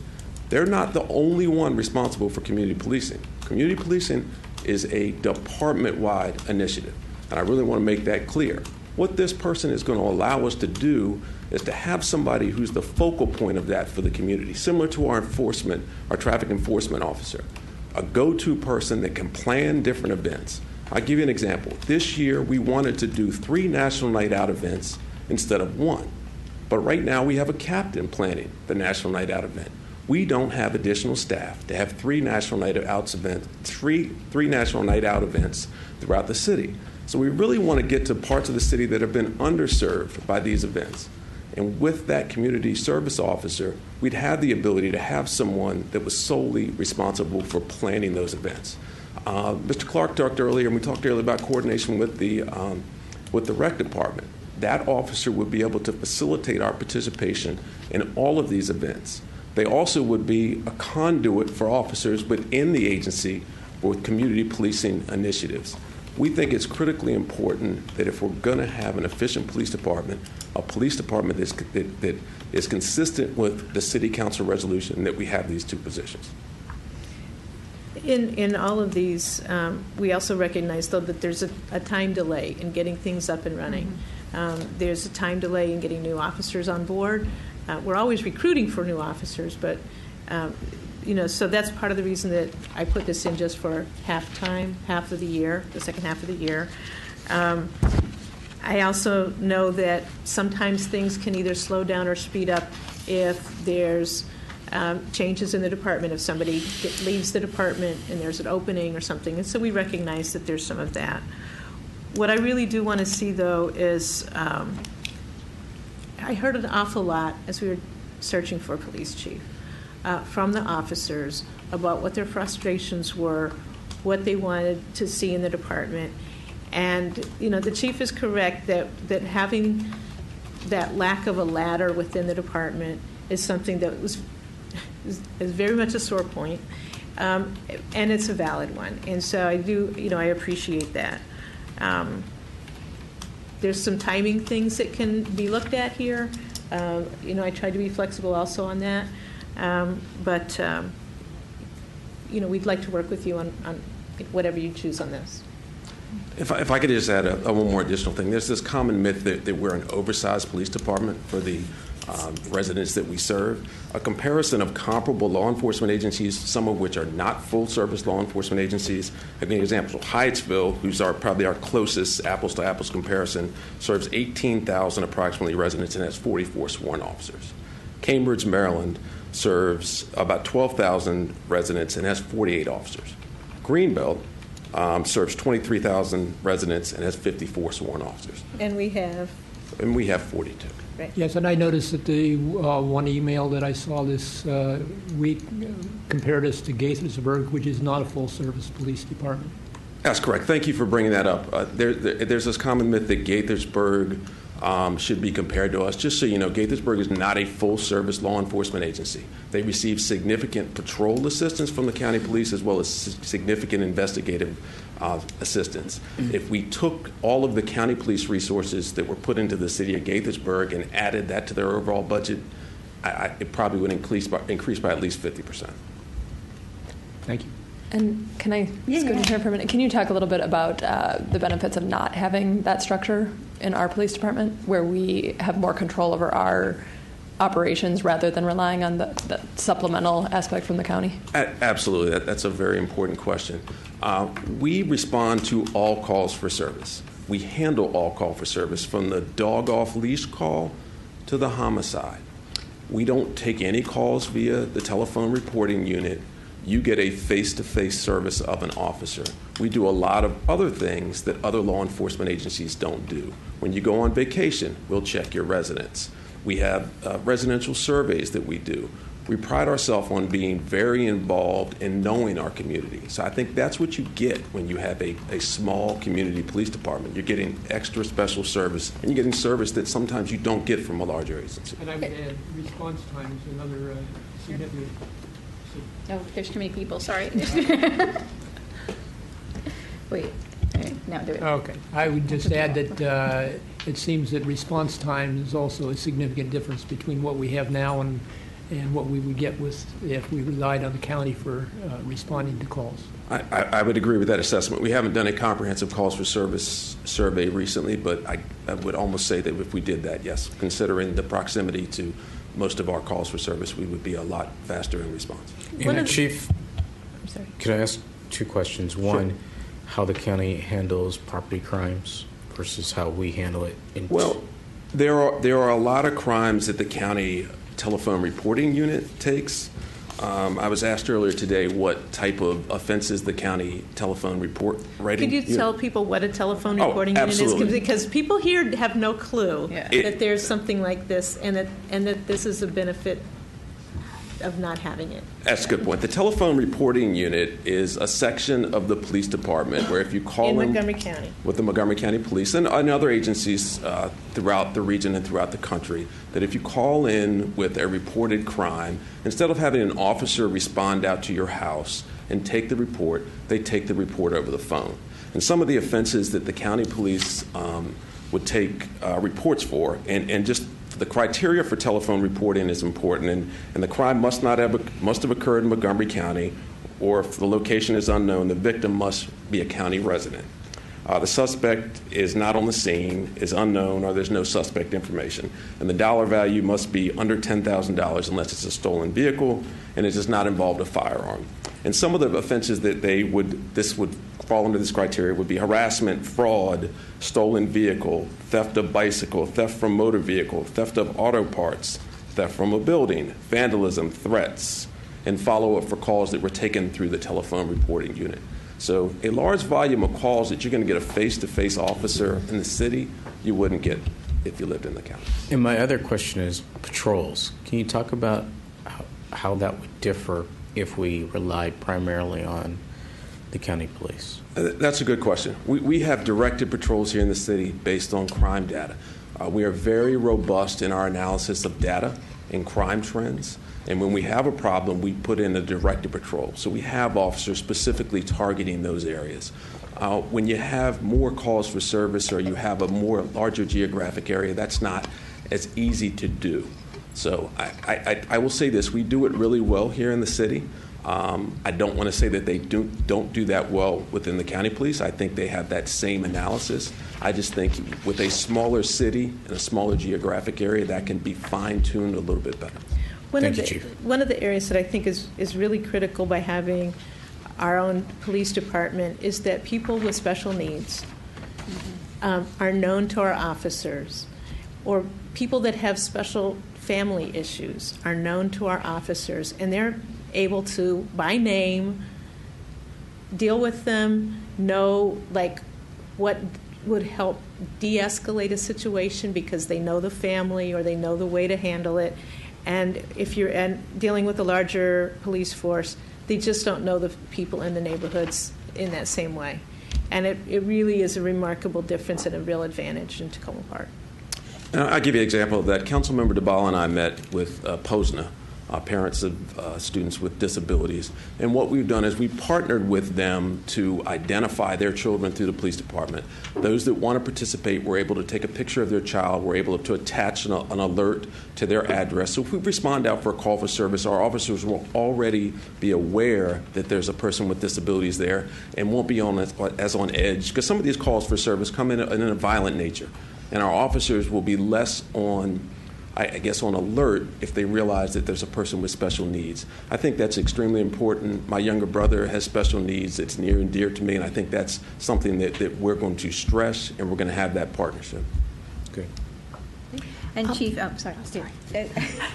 So quick question. I'm just trying to think through logistically, if we were to approve just one officer, and given the attrition rate that you typically have, how that would preclude you from being able to make some of the restructuring decisions that you would like to make?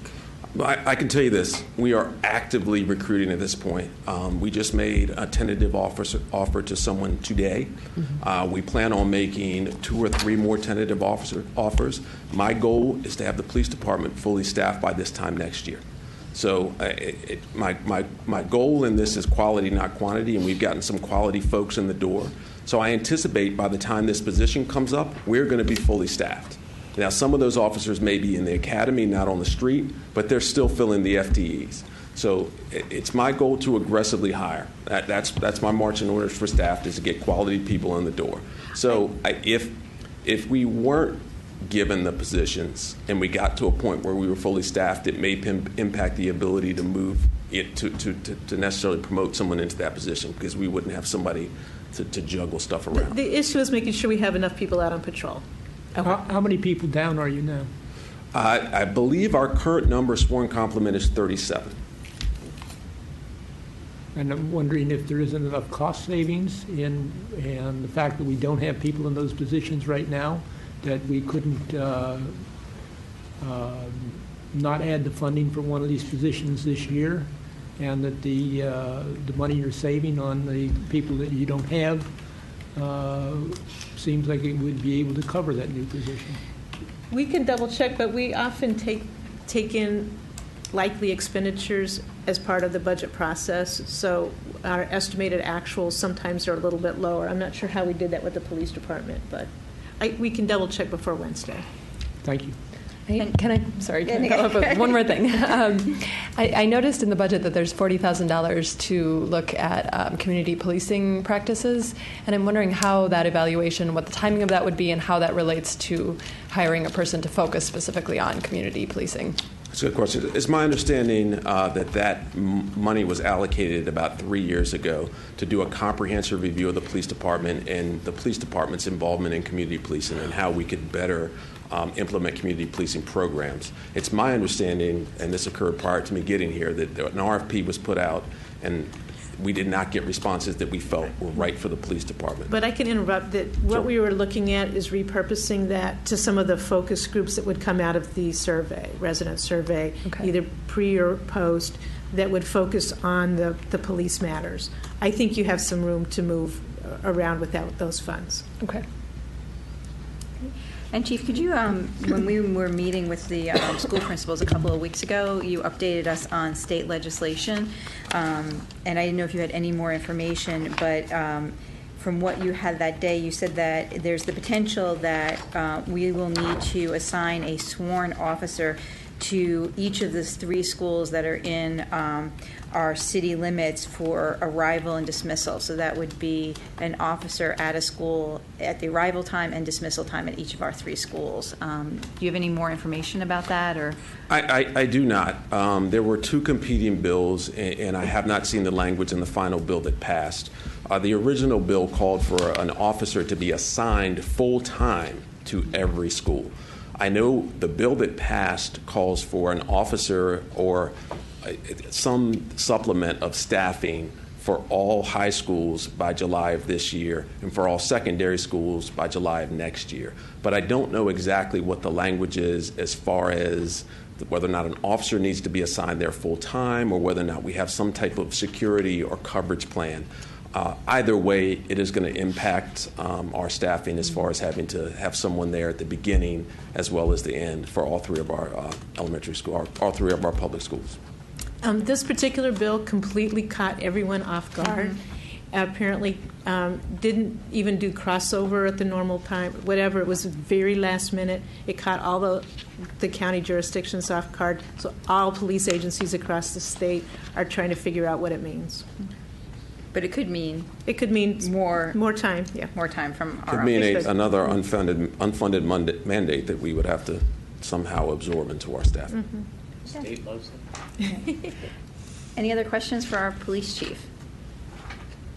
All right, so, yeah. Where was that, where was the $40,000? Was it in services and charges, maybe? I think it appeared in services charges. I don't have my book. I think it's in the office of the chief, right? Yeah. Great. Councilwoman DeBala, did you have anything else to add at this time to the reconciliation list? Yeah, maybe it's a different place. Thank you very much. I think we all appreciate having you here and the direction that you want to go in, and it's more a question of how to get there than not.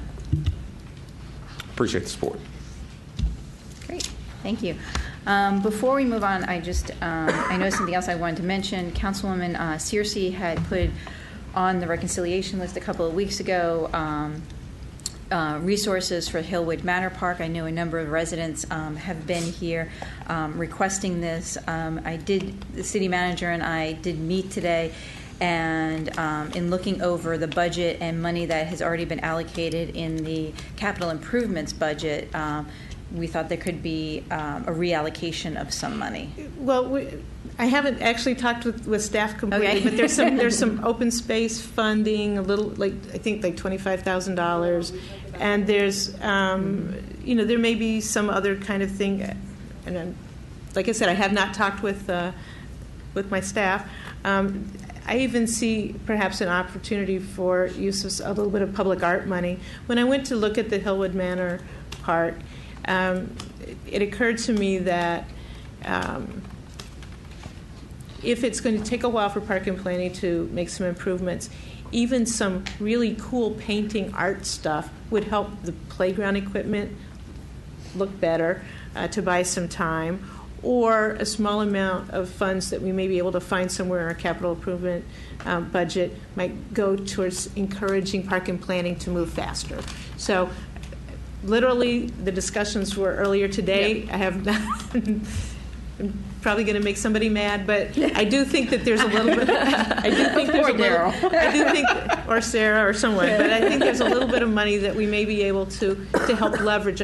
We don't have the money to do a full park improvement, which could be pretty large, but the playground, dressing up the playground equipment, or doing some minor things, or doing some leveraging are all possibilities. Right, and I was supposed to have, before needing to leave the city, do a park tour with the chair of Park and Planning, and unfortunately we had to postpone that. But I did raise particularly the Hillwood Manor playground with him, and he did say he would send an inspector out to see if it could get bumped up on the county list. So I think the thinking is if we could reallocate some money in our budget and then work with Park and Planning, we might be able to have something happen. So I don't know if we necessarily need to put additional money on the reconciliation list. So I have a question. When was the last time we put city money in a county park?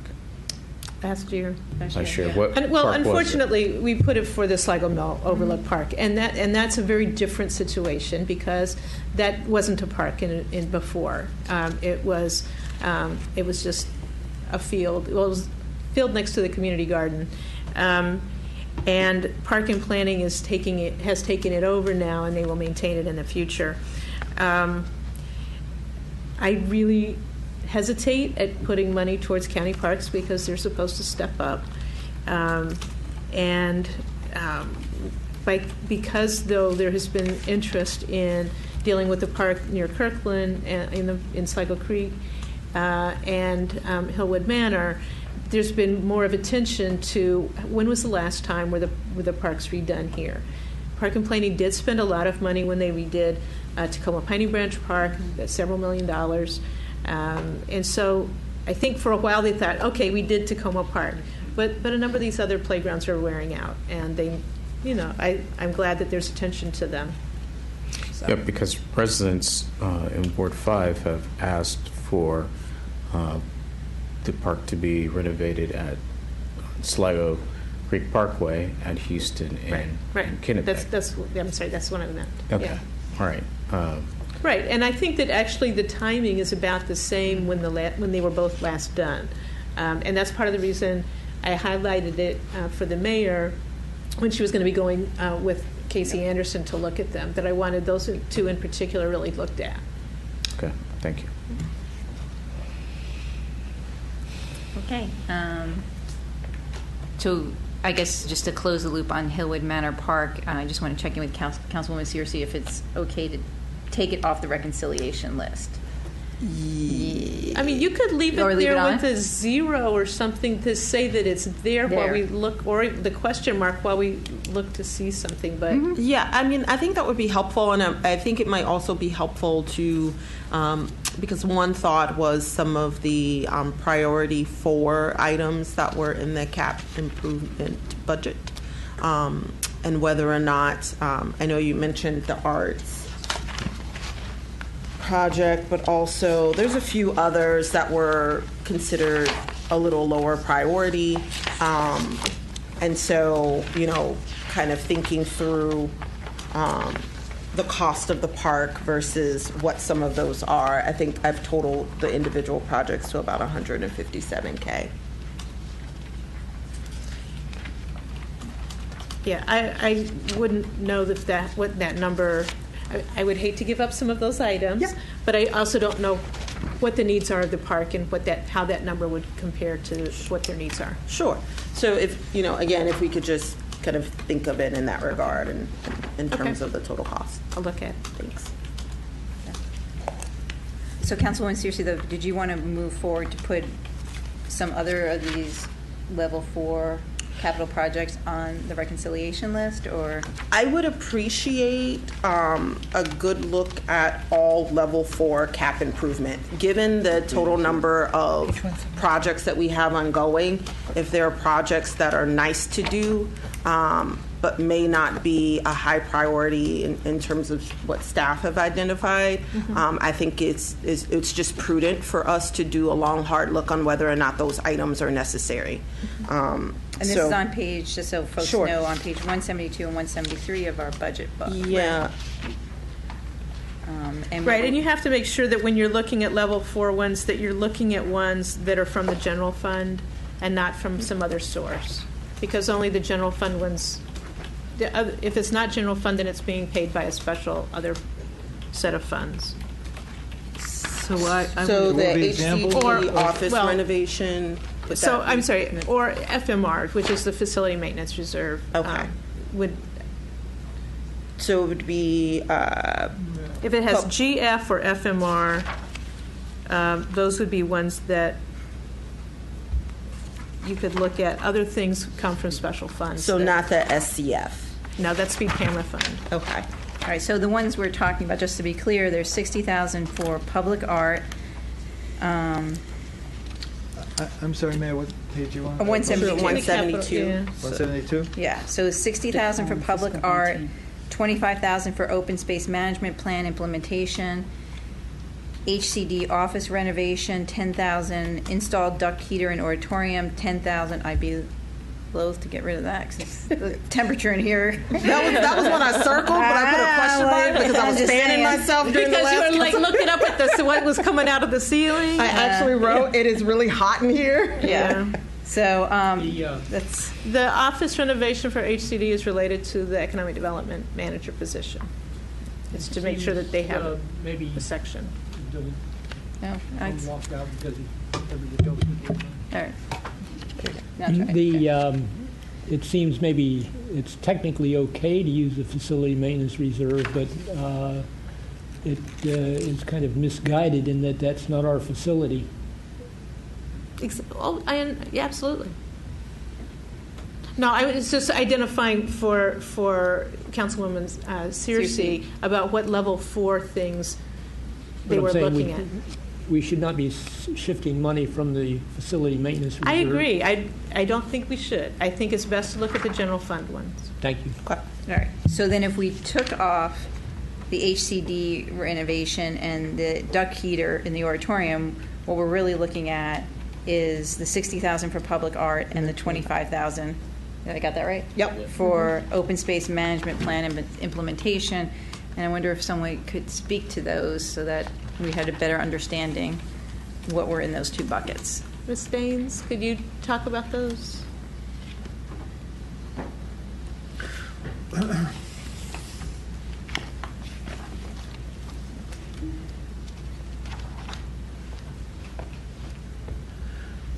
Hi. From my perspective, using the $25,000 for the public open space management plan is appropriate. I had chatted with Suzanne about that a week ago or so, and spoke with the planning staff about it. So that would be an appropriate fit. For the playground? For the playground. Okay. Right. Yeah. Public art. One of the things that the Arts and Humanities Commission is working on is identifying themes and potential locations for public art installations throughout the community as a whole, focusing on wards 4, 5, and 6, which have not gotten a lot. And it's also my understanding that there is a possibility of somehow marrying up some of those projects with the work of the City Council in terms of the street name commemoration stuff. So you can have my open space money, but I would prefer that if you go through and you do look at reducing the line item for the public art, that you take those things into consideration. Can I ask what the open space money would be used for if it's not used for that? We're looking at, once we get up to speed on staff, is putting together it has a really long name. It's a public open space management plan that looks at how the city evaluates properties that are available for acquisition, looks at all of the open space opportunities that are available throughout the community, including paper streets, which are streets that are dedicated but not developed, sort of looks at the distribution of open space and parks relative to the wards themselves, and develops guidelines that can identify areas where it may make sense to acquire additional property or make improvements to some of those paper street areas where there could be trails or efforts made to connect one area to another. So by using the funding for the park, it fits within the general parameters. As far as whether it would have a takeaway from a specific project, that's unknown at this point. So the funds would be more, are at this point, more for the planning process? No, more for the implementation of the plan. Okay. It's just the planning process isn't done yet. Okay. Yeah. And we've also, if you look at your budget, there are funds allocated going forward in the CIPs so that it would be an ongoing, recognizing that there's an ongoing cost associated with implementing the recommendations of the City Council as far as how it wants to deal with open space and right-of-ways that aren't developed at this point. Thank you. Thank you. And if we could just go back for a quick second to some of the facilities-related costs and priorities. And while I understand not commingling funding streams, in looking for places to cut, and what may be something, again, if we're talking about upgrading the rear elevator, is it possible that some of these things that we may consider to be lower priority are things that we might? It's one thing if they need to be done right now. It's something totally different if maybe we can hold off until next year when perhaps some of the other larger line items have been completed.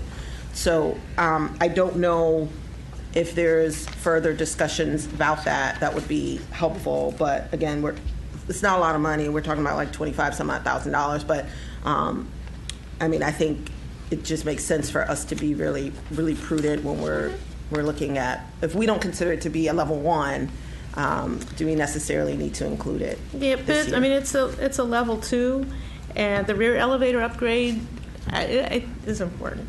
Yeah. No. I'm not talking about the elevator. I'm saying if we prioritize the elevator, could we be hot another year in terms of the ductwork? It's just things like that. Like if it's not a priority, there are some things that are really nice to have. There are some things we have to have. The elevator is a have to have, but maybe some of the other things that are listed here are nice to have. No, I think it's a valid thing to assess each time.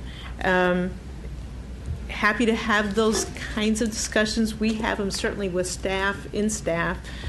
Sometimes some of the things are on here because we're going to be doing other things in that area, so it complements it. It, as a single component, may not be the highest priority, but since we're already working in that area, it makes sense. I don't know that that applies necessarily with the ductwork in the auditorium, so I'd have to go back and find out about that. Great, thank you. Can I piggyback onto this point? Can I jump ahead in the queue here?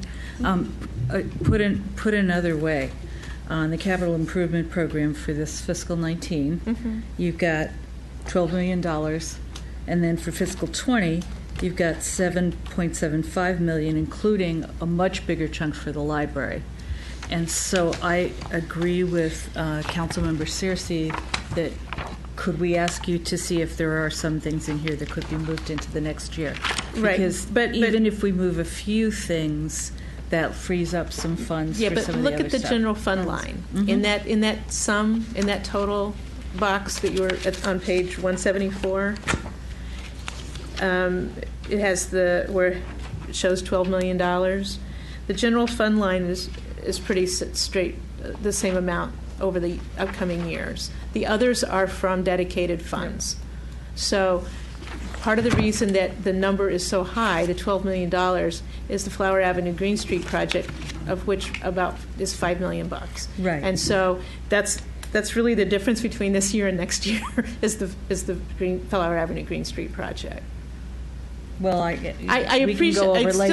appreciate being very stringent about each of the various things, but I also looked at that and realized, we are trying to space out the work. It's just that some projects like the Flower Avenue Green Street are a blip. Most of the money comes from other sources. Nevertheless, it's this year. So, for example, somewhere in here, page 171, there's $40,000 out of the ERR, out of the Equipment Reserve Fund for what appears to be a new surveillance and closed-circuit TV in the community center. It's replacement of what we've got. It's replacement. Yeah. Okay. And I think with the looking at the ERR, it's the staff has done a formula and done this year to year, so that we're, as Councilmember Siemens likes to point out, that these costs are spread out. Right. I thought I read somewhere else that was new. That's what confused me. Okay. Sometimes it's a different kind of equipment, but it replaces a continuing use. So it's a different format because everything went to digital and cloud stuff as opposed to. So if we asked you to say, could you find $150,000 in here? In addition to what you've already put on this list. In the CIP? In the capital general improvement funds? fund. In the capital improvement program. Is that where the sidewalk already comes out of? Right. We're taking $300,000 out of the sidewalk. Okay. So I just want to go back and make sure for Councilwoman Searcy that this is what you want on the reconciliation list for the conversation we just had on the CIP. That's correct. Yep. What you have here is right. I would appreciate just another look in terms of some of the facilities items, but I don't want to necessarily flag any specific items right now. Okay. So again, I totally understand if they're part of other projects. Yeah. It may be just fiscally makes sense for us to tack on additional carpet if you're already doing other things. But it would be helpful to get a little bit more information about that. Okay. And could I just ask the Deputy City Manager, so we don't do this because we've done this in years past, where we take it out but need to put it back in. So then up above the increase Hillwood Manor Park, put in $25,000. I think we should at least put the $25,000. Yeah, because otherwise we'll take it out and then we won't put it back in. We've done this before, and then just put a note next to it that those two things are kind of canceling each other out. Yeah. Because otherwise we've done this before. Yeah, I've had to learned a few lessons over the years. Go up back and watch the council meeting. Like, what did we do with that $5,000? Yeah. All right. I think we're at Councilwoman Costick. So in the spirit of looking at things and reviewing them, it seemed like during our conversation related to the community policing evaluation that maybe that 40,000 wasn't the exact number that was needed based on what we were going to do. Right. I mean, I think we should put a substantial number of funds, and if 40,000 is needed, then that makes sense to me. But if we're kind of doing this looking basically through the lens of the resident survey, then I guess I'm wondering if that really is the amount we need there. My guess is it could be less. And so I'm not a person that knows enough about the cost of focus groups and that kind of thing. If I had to do something, I might take out 20,000 of it, but recognize that as you have your discussions about what you want out of the resident survey and follow up from that then you might say, gee, we need some more after all. So I don't know. So just to give you a sense of what a focus group costs, particularly if you're looking at a special population that's a hard-to-reach population, you're probably talking about $10,000 each. Okay. Give or take. So it might be a Maybe reasonable between amount. 7 That's or 10, helpful. but the harder to reach the population, the higher Makes the, sense. Yeah. So Okay. that would probably get us about 4 focus groups. Okay. Thank you. So did you want to put Yeah, some of that on there? I think based on that, I would not. Okay. Just to make sure that we have enough funds to cover what we need to. Okay. I would like to propose looking at the potential impact of adding back in to sort of offset the $300,000 taken out for city sidewalks, somewhere between 50 to 100 for the state highways sidewalk work. And I actually wonder if what I would propose would be to take out maybe 100,000 from the new sidewalk construction and put it into the state highway repairs. So, okay. Well, I think you need to put both of those on there. There's 2 different items. So, right. And clarify how that would go in the reconciliation. So it would go. It would be an increase in basically SHA. a decrease from the new sidewalk construction and traffic calming, and an increase and an increase in SHA. ADA sidewalks on state highways. Ms. Braithwaite, could you talk a little bit about what the impact of doing that to the new construction and traffic calming funds would have? In the new sidewalks. Sure. It's possible, related to new sidewalks, we currently have 2 sidewalk construction votes underway. One is the Glenside Drive sidewalk, the other is the Larch Avenue sidewalk. Their voting ends early and mid-May. So far, the response has been overwhelmingly positive, so I would anticipate, if things continue, that those 2 sidewalks would have the necessary community approval to move to construction. That said, we haven't done hard cost estimates for both those projects. I could let Susie know tomorrow, based on a rough estimate, what they're expected to cost and whether or not both of those could be completed with the funds. We do have some funds available this year, so we could start it this year and finish up next year. The other projects that are in the queue was 8,000 block of Maple Avenue and a sidewalk project on Kansas Lane. So those 2 would potentially be put on hold until funds were available to proceed with that. With the cuts that were done previously, by reducing our ADA sidewalk money, you're leaving about $200,000 for the city sidewalk ADA. In the Flower Avenue Green Street project, the portion of the sidewalk along the city side of Flower Avenue, west side of Flower Avenue, is not included in the project. So those funds would probably be just used to cover the ADA sidewalk work on Flower Avenue and the existing sidewalk, which would mean that we wouldn't do any additional ADA sidewalk work for next fiscal year. In terms of the state highway work, we haven't gotten started yet. We were hoping to get started this year and still intend to do so. So that project is kind of, just slowly getting going. We would just I think just continue at pace with whatever the funding would be. With a $100,000 pot of money, we're sort of looking at a block, maybe 2 blocks of a section. So it just impacts or slows the process for developing the work. And the $91,000 that's the CDBG funds, does that go towards the Flower Avenue one? I thought it went to a different one. It's just in the pot of ADA. It can basically be used anywhere, but we would combine that with when I say the remaining would be $200,000, that's assuming the CDBG of $91,000 and the remaining $109 in the ADA city sidewalks to equal that $200,000. Good. Okay. I don't know if that fully that answered helps. your question. Thank you. but- Can you clarify what the dollar amount you were? I was suggesting, I guess I said between 50 and 100.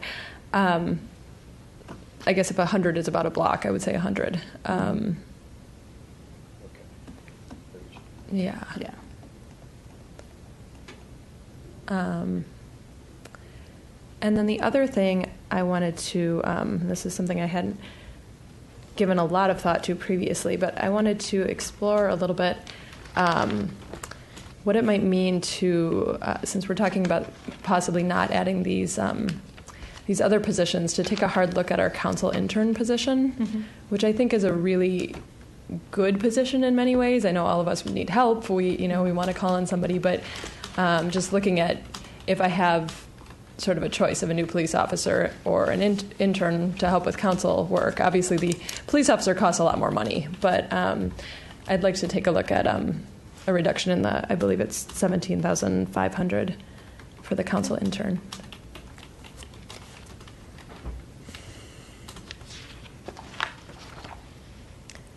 And that's it. Great. Councilmember Kovar.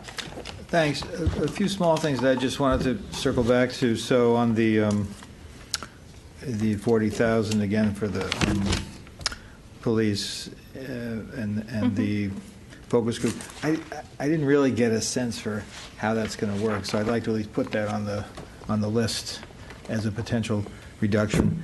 And then secondly, it didn't sound as if much is happening with that emergency tree fund, and we have the emergency assistance fund anyway, which could be used for that. So, well, I think it's simply that we haven't shared with folks that we have it, but we have some real problems and trees cause angst.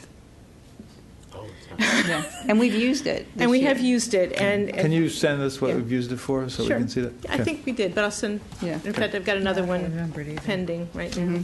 Okay. Thank you. Councilwoman DeBala. I'm sorry. I think I just wanted to back up to the sidewalks. Okay. I think that y'all lost me in there for a minute with the different uses of the different sidewalks. I would like to ask whether the SHA sidewalks for fiscal 19 could include the rest of that block on Ethan Allen, going from the current Ethan Allen Gateway project to Elm. Yes, so we haven't identified where the ADA sidewalk repairs along state highways would happen. So we would have a discussion about the priorities, and that could be mentioned. But we hadn't identified them in the document, in the budget. Okay, so, all right, thank you. So that would be a conversation for council to have regarding priorities for spending that money. Councilwoman Searcy. I'm back. Okay. So I just want to make sure I understand these sidewalks. It's late and my allergies are bothering me today. So for the sidewalks that are new, I'm thinking specifically about Glenside, where people have been walking in the middle of the street for about we started this process like 4 years ago.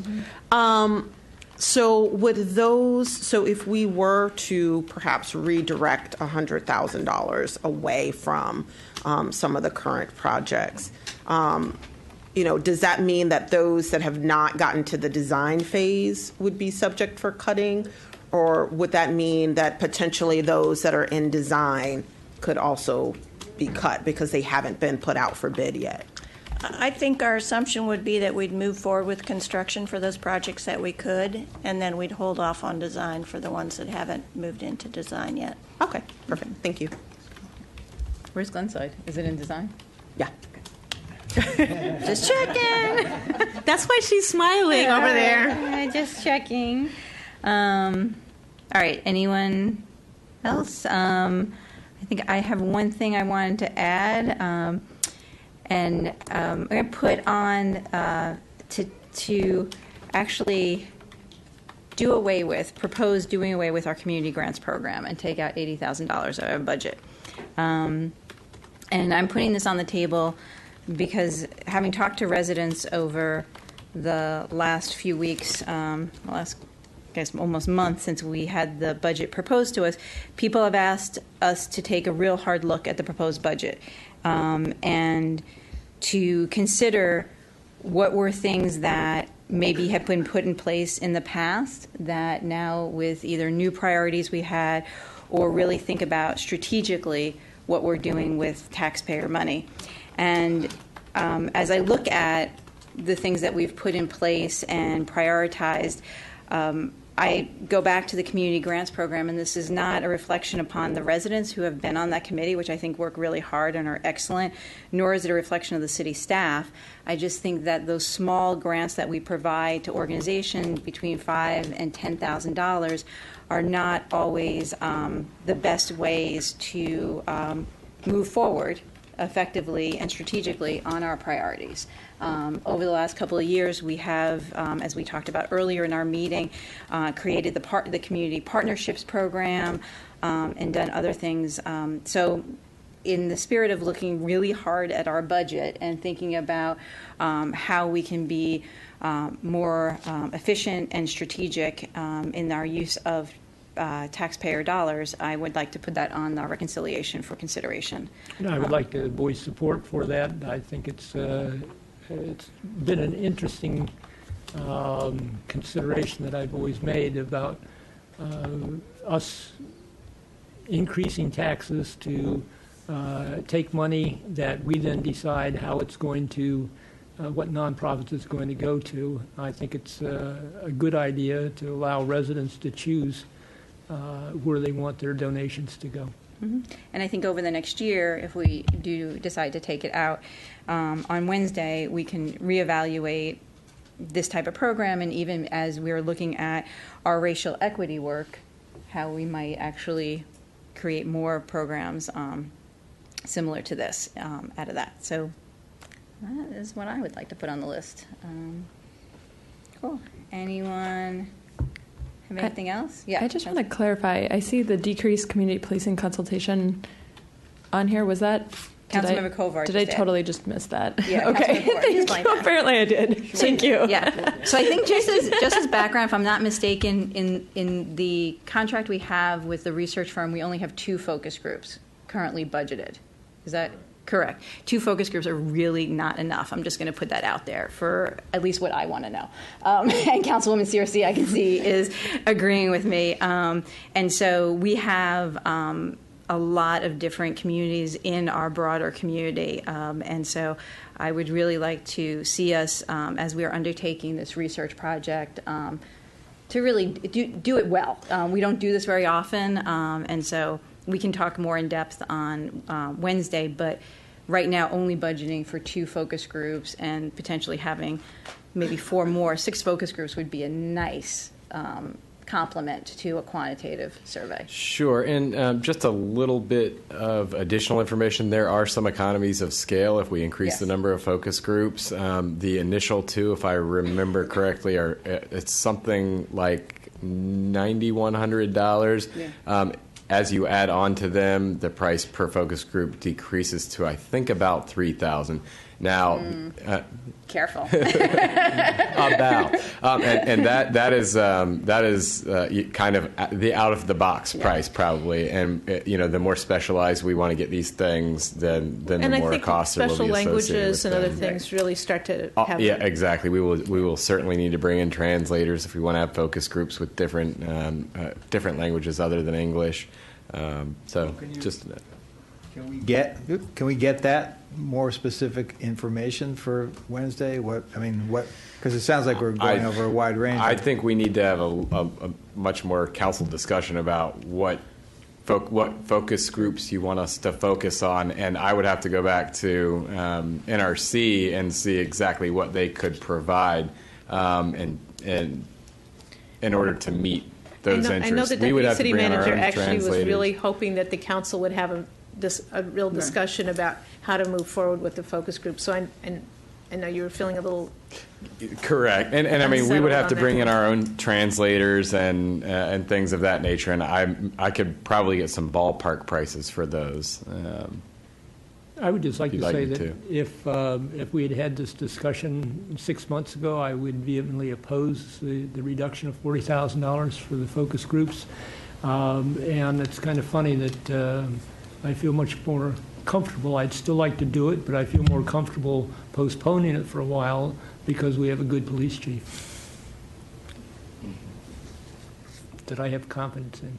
That's good. Councilmember Kovar, did you have something else to add? All right, so if I see no other lights, so basically what we'll do is the deputy city manager will just sort of double check all of this, because sometimes in spreadsheets, numbers That's right. have a way of moving and formulas don't always follow all the way through, and then email it out to council. And again, the way we've done this in the past is take a look at this, play around with it before Wednesday, ask other questions of staff, and then on Wednesday we will go through this. We've done this in a number of different ways in the past. Sometimes people will propose a budget and say, hey, what do you all think about this package with this tax rate, with having these things taken out or these things put in? If people are okay with that, we can vote that way. The other way that we've also done it is go down item by item and vote individually. Personally, I don't like that because it does give different weight depending on when things are voted on. So, that's why I say kind of play around with this. And if you have sort of a package that we want to discuss, and then we could tinker with it. Sometimes I think that's a better approach for us, because otherwise what I've seen in the past when we've done this and we just go down the list, if it's at the bottom of the list, it gets a little... we actually had some problems with that. Yeah. People weren't paying attention when a certain item went through. Yeah. I will take this list. Staff is going to be considering kind of if there's, first of all, double checking to make sure that there's no surprises with these numbers, and if there's some other implications that we would then share with you on Wednesday. Yeah, and if there's also things that we've done here, more information that would be helpful, things we hadn't considered tonight, that would be awesome. Great. Not expecting that you're going to find major problems with the list that we have here tonight. I am prepared to vote in support of this entire list. Obviously, with the ones where there's either or, taking that in consideration. But I think it's a good list. I think it's met the goal of focusing on the priorities, but at the same time being conservative on the tax rate. I appreciate that. I have very strong feelings about the positions, so I just saying that. What tax rate would that produce? What Councilmember Stevens? 53. But again, you have to kind of fiddle with it a little bit because there's some things in here that Everybody is like, wants to fiddle with it. no, because I think if you accepted the different sidewalk things, that's what Right, I'm saying. you have to Like, look at the there's- sidewalk stuff a little bit. That's why I'm saying don't look at that tax rate because that's not that's a right, reflective because that number includes because all of the of that, and it's sidewalk gonna be one of issue. Right. But that Well, evens out, though, doesn't it? maybe it is, maybe it It isn't. increases The, or decreases, so that's a- but I would be willing to agree with the city manager and keep the positions in there. I think, again, that still leaves us with a good tax rate. Right. And it certainly supports the needs and the staff. Thank you. Yeah. And I would really like, sorry, I know I said we're almost done, but I'd like, if possible, some more information about the public art stuff. That wasn't very articulate, the line item on the public art and if there's any more information there. Right. There's a couple pieces of information that people have asked for that we Yeah. will work on getting back to you. Great. Yeah, I see and Councilwoman Polly, yeah. on the more information, rather than beat this to death right now. So you have right here it says eliminating an ED coordinator position for half a year, and there's other options in terms of the two positions and the levels and when they start and when they don't. And we'll let you guys sort out what you prefer. Right. So this is keeping the ED manager position, but getting rid of, which is 3/4 of a year, and getting rid of the half a year ED coordinator position. Okay, I think that just answered my question. So you had always planned to have the manager first? Right. Yes, I because thought we it was want the that other way person to, around. because we want Yeah. that person to help Okay, also thank to you. define the position and help pick the person. You want to have somebody that complements kind of the more superior person as opposed to the other way around. Right, and I leave it to you to decide if you're not going to have, if there are not two positions, whether that's really the level that you want, but you can figure that out. I just And was the- looking at it and I didn't quite understand the half year, but I get it now. It's Thank because you. it's to start Yeah. for the second half of FY19. Okay, thank you. And the reason that I felt comfortable with the reduction in that police position is because we're 6 people short now, and there's money being left on the table every month with those 6 people. And the chief has told us he doesn't expect to be a full staff until the end of the year. Thank you. All right, more, Councilwoman Stevenson, yes. Oh, Sorry. I just want to kind of piggyback off of the point Councilmember DeBala raised about timing as it relates to the economic development positions. Right. And I actually support waiting on that second position until the next fiscal year, primarily because a new person coming in, it's going to take them time to get up to speed. We're in the strategy development phase in terms of building the team. So adding in a first quarter of starting a new job, now you have to hire your counterpart, I think it's going to be a little too much. I think it makes more sense to give that person a little bit more time to get a general understanding of what our needs are and what we're trying to do, and then hire someone. So just Okay. food for thought. Thank you. Awesome. All right, now we're done. Thank you. We're done. See you Wednesday. I love it.